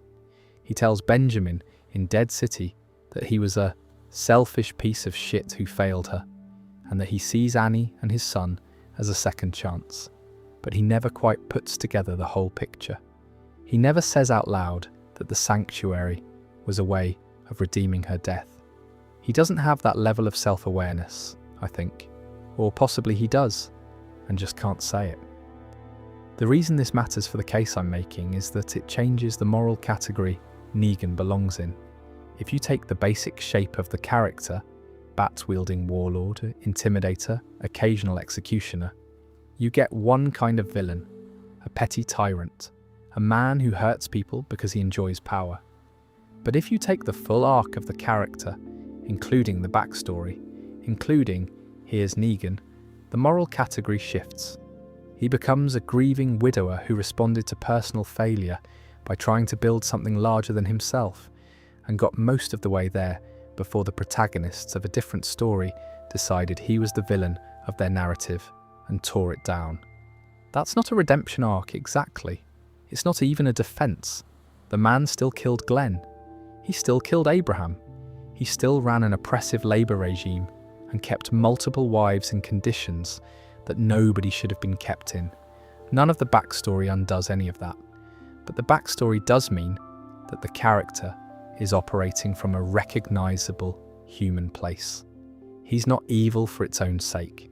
He's processing a specific grief through a specific framework, and the framework happens to involve a bat with barbed wire on it.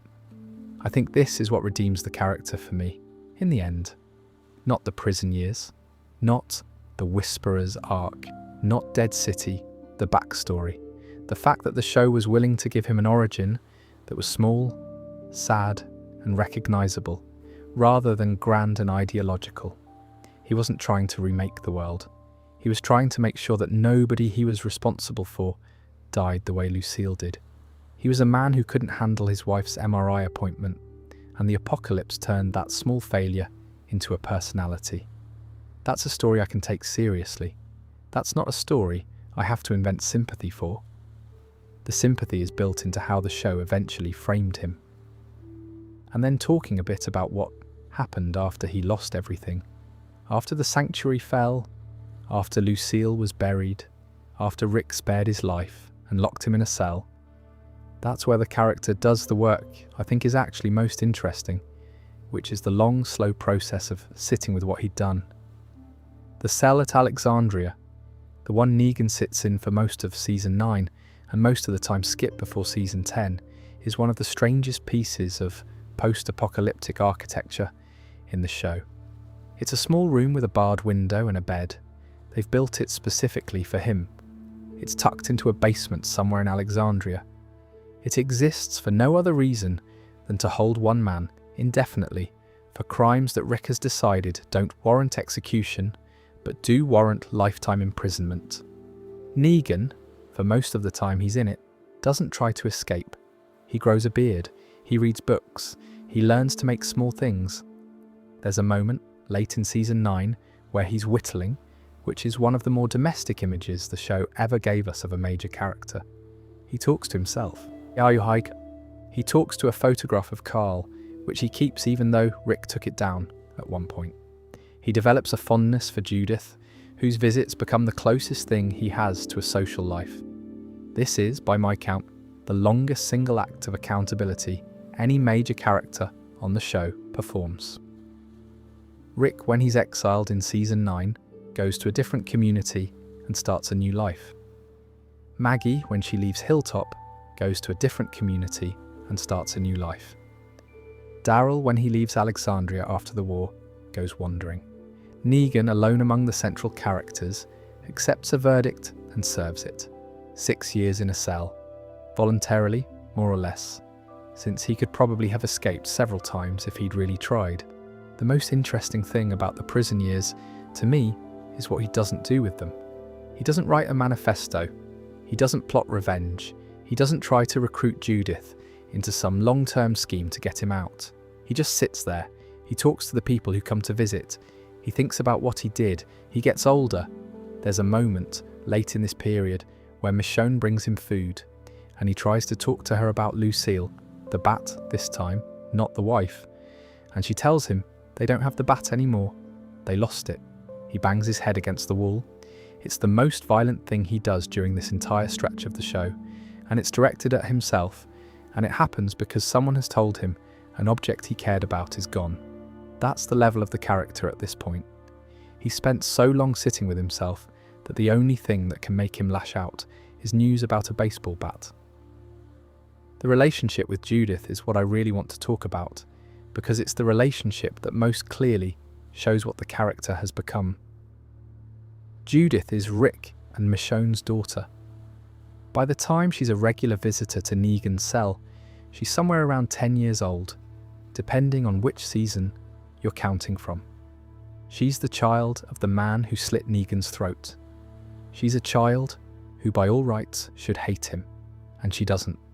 She talks to him, she brings him books, she listens when he talks about his life. Negan, in return, treats her like a kid.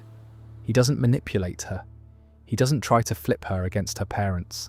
He doesn't try to make her his weapon. He talks to her honestly about what he did and why he did it. He apologizes, sort of, in the only way he knows how. By being present, by being kind, by being a steady adult presence in her life, at a time when her actual father is dead, and her stepfather is increasingly absent. He becomes, by stages, an uncle figure. The Rick Grimes parental vacancy in Judith's life is, weirdly, filled in part by the man who tried to kill her father. This relationship is, I think, the most underrated piece of writing the show ever produced. It's quiet. It happens at the margins of the main plot. Most of the dialogue is just two people talking through bars. But it does more work for Negan's redemption than any of the louder set pieces in the later seasons. He earns his place back in the community partly through years of being good to one specific child. When Alpha attacks Alexandria and Judith is in danger, Negan acts. When the Whisperer arc forces Negan out of his cell, his first instinct is to protect the Alexandria children, not to escape. By the time Negan kills Alpha, and we'll get to that in the next bit, he's done so much groundwork through the cell years that the move makes sense as the natural continuation of the character's arc, not as a sudden change of heart. Compare this to Rick. Rick, when he's confronted with the consequences of his actions, runs. He goes to the bridge. He gets blown up. He disappears for 9 years. He doesn't come back to face anyone.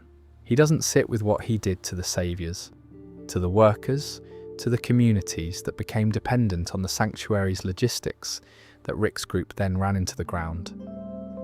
Rick avoids the reckoning. Negan accepts the reckoning.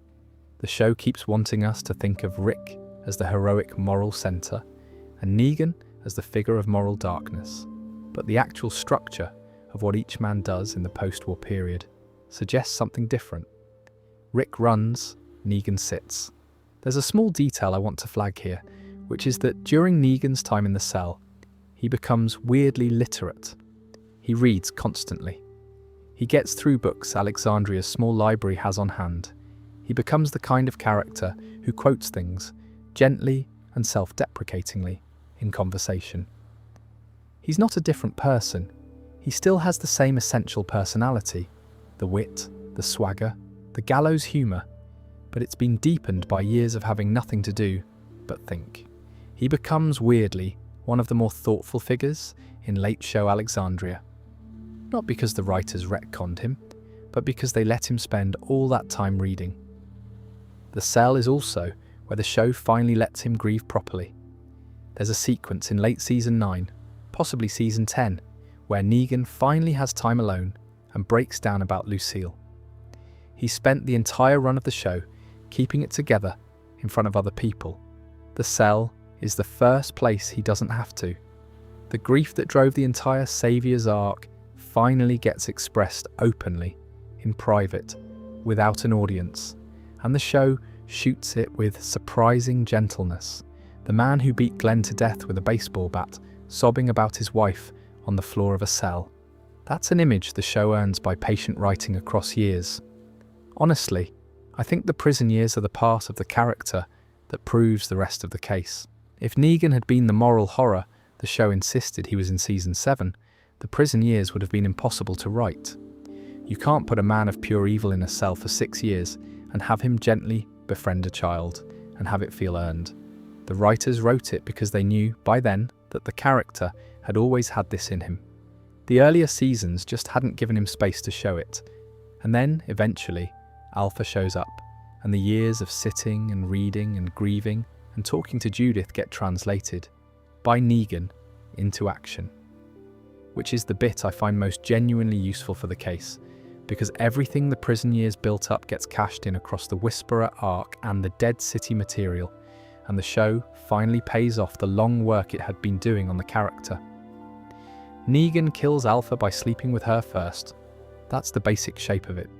He infiltrates the Whisperers under the guise of joining them, spends weeks earning Alpha's trust, gets close enough to be intimate, and then slits her throat in a small cabin in the woods.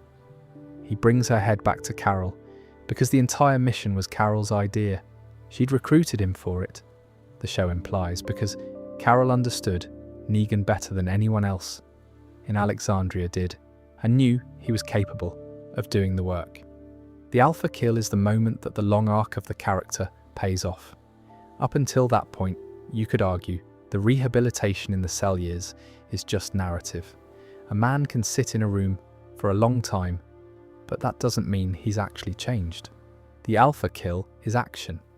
He puts himself at extreme personal risk for a community that imprisoned him. He carries out the mission alone. He brings back proof, and he does all of this for Alexandria, the place that had, fairly, locked him up. The way the show frames this is interesting. Negan, returning to Alexandria with Alpha's head, isn't treated as a hero. He's treated as someone who did a useful thing. There's no parade. Daryl, in particular, is furious. He hadn't been told about the plan, and he doesn't trust Negan, and he thinks Carol overstepped by sending him. The community is divided on whether to release him back into general population. Most of the community, even after he's killed their largest external threat, still hates him. I find this realistic. People who have done significant harm don't get to undo it by doing one big good thing. The community's resistance to forgiving Negan, even after the Alpha kill, is exactly how grief and resentment actually work. Maggie, in particular, never softens. Her grief for Glenn is constant, and she's not interested in moral arithmetic. Negan killed her husband. The fact that he later killed someone else who was threatening her community doesn't enter the calculation for her. She wants him dead. She's right to want him dead. The Herschel arc in Dead City makes this even clearer. Maggie's son Herschel, named after Maggie's father, who is named after the man Negan murdered, is captured by the Croat and held on Manhattan. Maggie, with no other options, recruits Negan to help her get him back. The whole spin-off is built on this. Maggie travels with the man who killed her husband to rescue her son, who is named in part for the husband. Negan, throughout the spin-off, behaves consistently with the case I've been making. He helps her. He takes physical risks to help her. He doesn't try to manipulate her. He doesn't try to get out of the mission early. He doesn't betray her to the Croat, even when the Croat offers him a return to Sanctuary-style power on Manhattan if he'll deliver Maggie to him. He saves Pearlie Armstrong, the marshal who has been pursuing him for crimes from his saviour's days, when Pearlie is thrown off a catwalk by the Croat's men. He pulls Pearlie up. Pearlie, in return, immediately tries to execute him for past crimes, which Negan responds to by calling him a dick. The pattern across the spin-off is consistent. Negan is offered easy paths back to the kind of power he had in the Sanctuary years, and he keeps refusing. He's offered the chance to side with the Croat. He refuses. He's offered the chance to abandon Maggie. He refuses. He's offered the chance to betray Herschel for the Croat's protection. He refuses. The character, by this point, is no longer the man who built the sanctuary on the corpse of his marriage. He's a man who has done the years in the cell, who has done the Alpha mission, who is now trying to live with what he is and what he was, and is making different choices than he would have made in 2016. Herschel specifically ends up safe at the end of the first season of Dead City, partly because Negan protects him. Maggie's son survives the Manhattan arc because the man who killed Maggie's husband risked his life to keep her son alive. That's not redemption. Redemption isn't a clean word for what's happening, but it is a long-running pattern of Negan choosing the harder, better path when easier, worse paths are available. And that pattern has consequences in the world of the show. People who were on death's door because of his past actions are now alive because of his current ones. The Judith save during the Whisperer's arc is the same shape of action. Alpha is closing in on Alexandria. Children are being moved to safety. Negan is one of the people moving them. The trust the community extends to him to be near the children is itself a remarkable thing. By all the rules they operated on in Season 7, he should not be allowed near Alexandria's kids. The fact that, by this point, the community has accepted that he's not going to harm them speaks to how completely his behaviour over the cell years has reframed how people see him. I think about the symmetry of these acts a lot. The man who killed Glenn and Abraham in 2016 spends his late 40s protecting the children of the people who survived him. He doesn't get praised for it. He doesn't get rewarded. He doesn't get to leave the cell early. He just does the work, year after year, of being slightly more useful to the community than he is harmful. By the end, the math has tilted. He has saved more people, by a wide margin, than he ever killed. The math probably tilted sometime in the late Season 9 cell years when he started talking to Judith. The Alpha mission and the Herschel rescue are the explicit, on-screen confirmation of a balance that had already been shifting for years. Fun fact, Negan is one of the few major characters who never breaks down crying about his own losses on screen, with the exception of the Lucille scenes. He doesn't grieve himself publicly. He grieves Lucille. He grieves Carl oddly in his cell with the photograph. He grieves his sanctuary, sort of, when the Croat tries to drag him back to it. But he doesn't sit in front of an audience and cry about his own pain. That's a kind of dignity the show extends to him quietly. Most of the other major characters get their public breakdown moment. Rick gets one, Daryl gets one, Maggie gets several. Negan keeps his grief private, in cells and cabins, and small moments alone.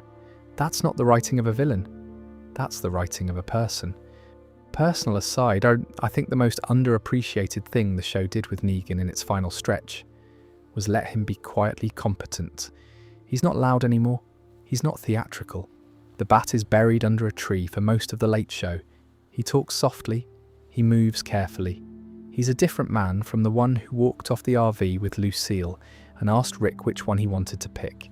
The show ages him on screen, both physically, Morgan grows the beard, lets the wrinkles show, and behaviourally.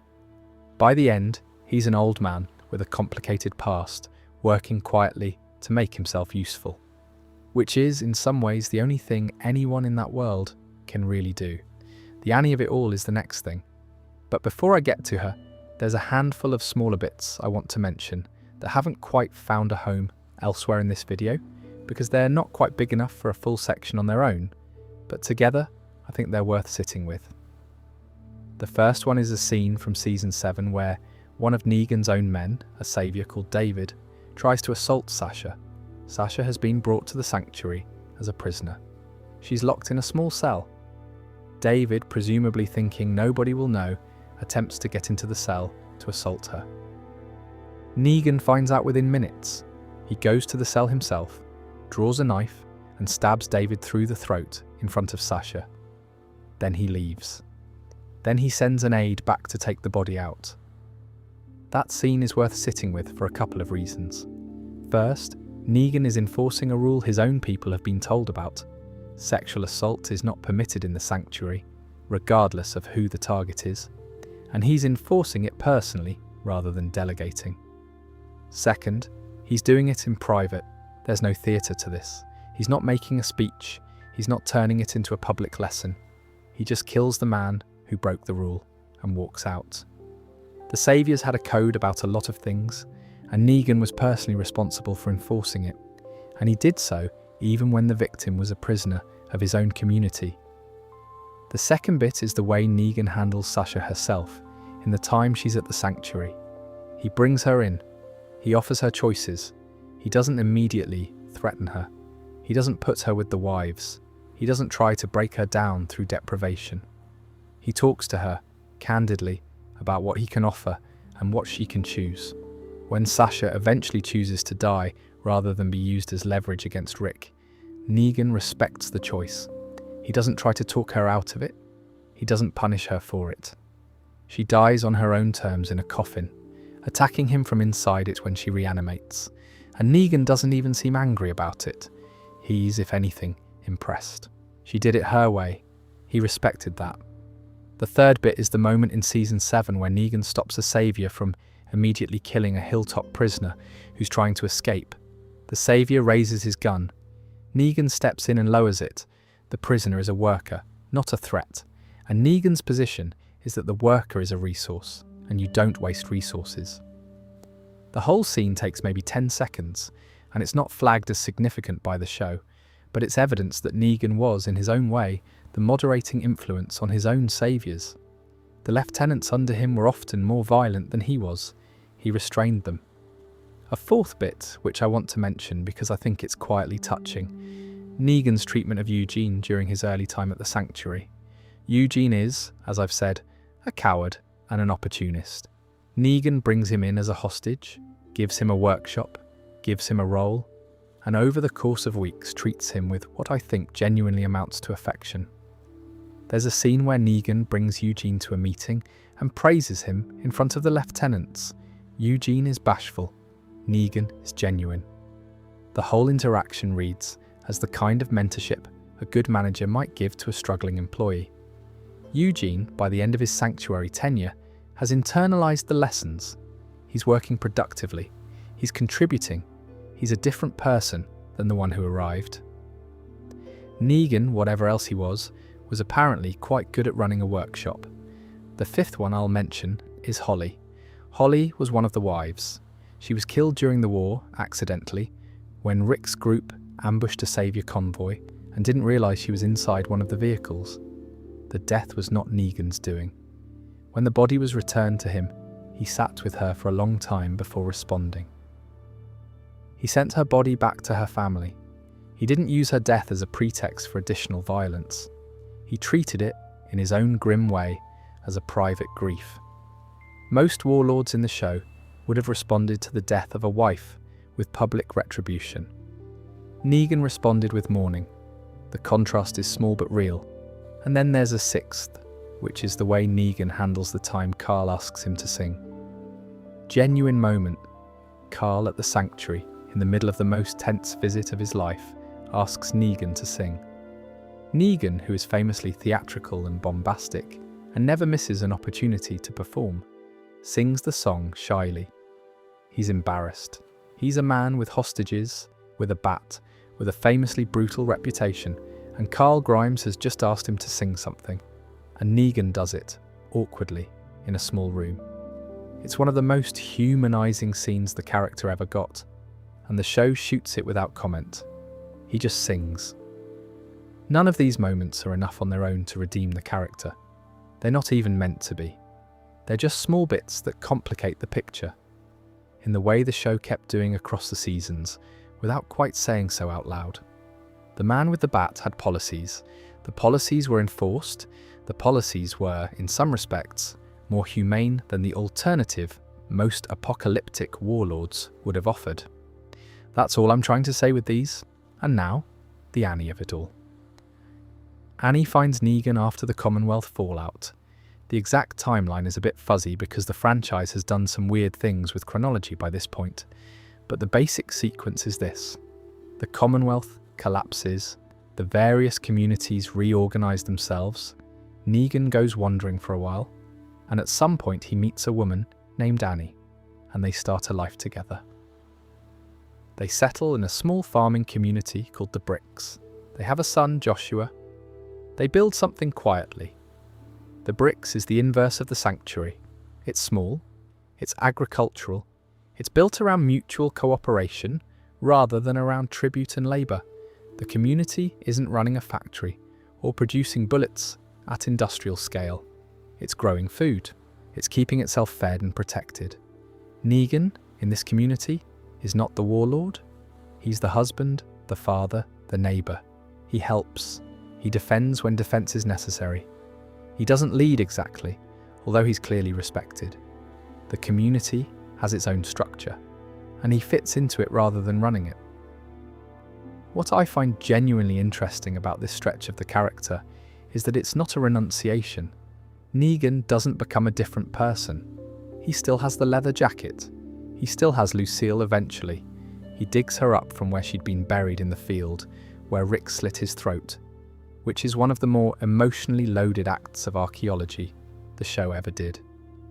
He still has the same instincts about violence, and he uses them when the community's threatened. The man who built the Sanctuary and the man who lives at the Bricks are the same man. The world around him has changed enough that the same skills produce different outputs. This is, I think, the thing the show is always quietly arguing, whether the writers knew it or not. Negan's methods were a response to the world he was in. The Sanctuary was a response to a specific kind of apocalyptic chaos. The Bricks is a response to a different, more settled period. The methods adapt because the threats adapt. The framework underneath the methods, protect your people, build something that works, don't be weak, stays constant. There's a scene in Late Dead City where Negan is faced with a moment of choice. The Bricks is under threat.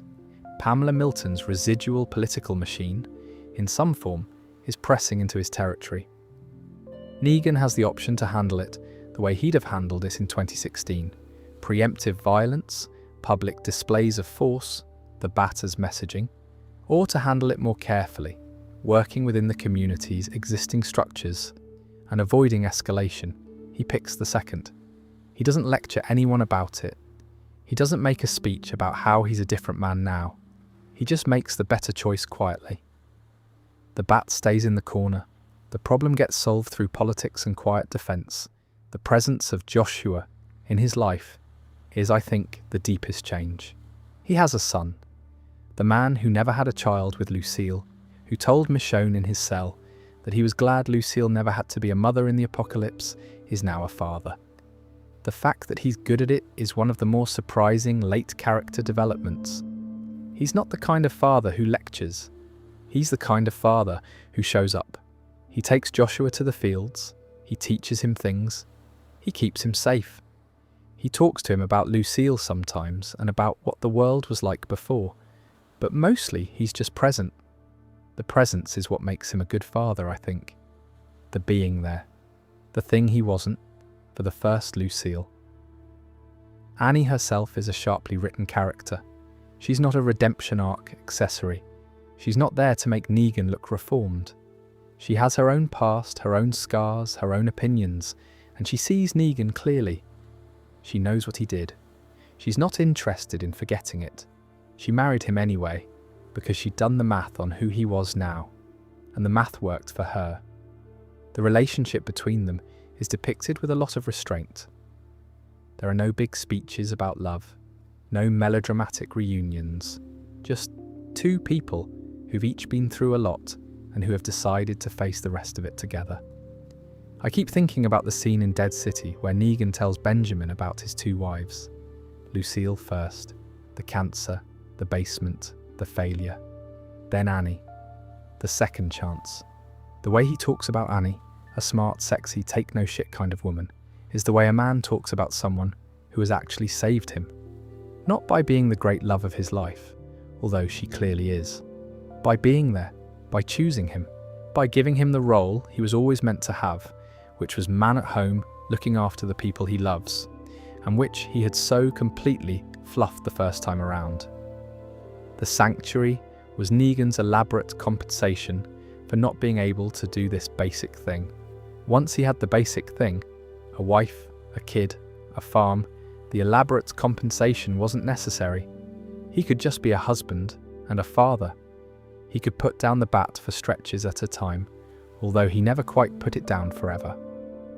There's something quietly moving about the framing of the Bricks community across the spin-off.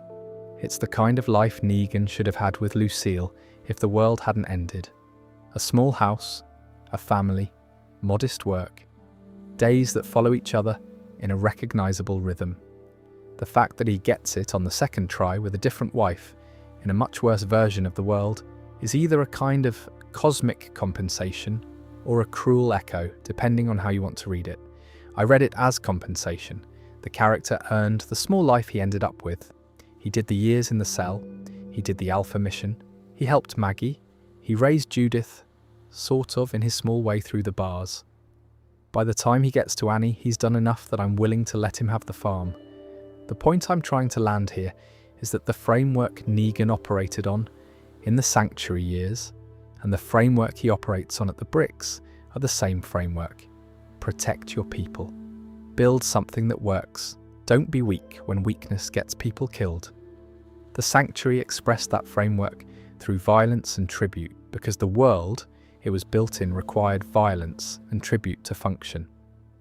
The Bricks expresses the same framework through farming and quiet defense because the world the Bricks lives in is mostly settled. The framework is constant, the methods adapt.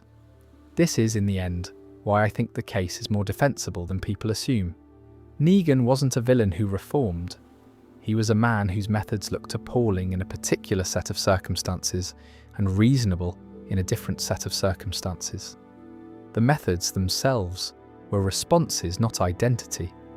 The identity, the grieving widower trying to build a structure that protected the people he was responsible for, was constant. The man with the bat at the lineup and the man with the toddler in the field are the same man. The world changed around him, he changed with it. But the underlying project, keep these people alive, by whatever means the situation requires, never shifted. And the show, by the end, knows this. The final image of the character, more or less, is a man on a farm with his family. The show is allowing him that. The franchise has decided he's earned it. Whatever Maggie thinks, whatever the audience thinks, the writers decided he gets the farm. That's a verdict. Quiet, retrospective, easy to miss, but a verdict all the same. So, that's the case. Whether you buy it or not, the show, the body counts, the Sanctuary's infrastructure, the prison years, the Alpha mission, the Bricks, 14-ish bits, sitting alongside each other, not really building to anything, which I think is what these long sleep ones are supposed to do. I'm aware this whole video has been one long argument for a man who killed two of the most beloved characters on the show. The discomfort of holding both of those things, affection for the character and full knowledge of what he did, is, I think, the actual interesting thing about him. The Walking Dead at its best is a show that makes you sit with that discomfort. Negan is the most fully realised version of that discomfort the franchise produced. He's the character you're not supposed to like, who the writers kept secretly letting you like more and more, until by the end you weren't quite sure how to feel about him anymore, which is a more interesting place for a story to land than good guy versus bad guy. There's a lot more I'd love to talk about another time. The Whisperer's arc deserves its own long video. The Reapers and Pope are one of the show's underrated villain arcs. The Commonwealth has a whole political economy I'd happily nerd out about for hours. The Dead City material, despite its flaws, has some of Morgan's best work. I'd quite like to do a video on Carl as a character because he's the secret heart of the first half of the show, and I don't think he gets enough credit. There are videos to come about all of these. For tonight, though, I think that's about it. I hope you found some bit of this interesting, or at least helpful for getting to sleep, which is the more important of the two. If you got this far, you're either still awake at 4 in the morning or you've come back to find out how it ended, and either way, I appreciate the company. Anyway, that's what I've got tonight. Sleep well?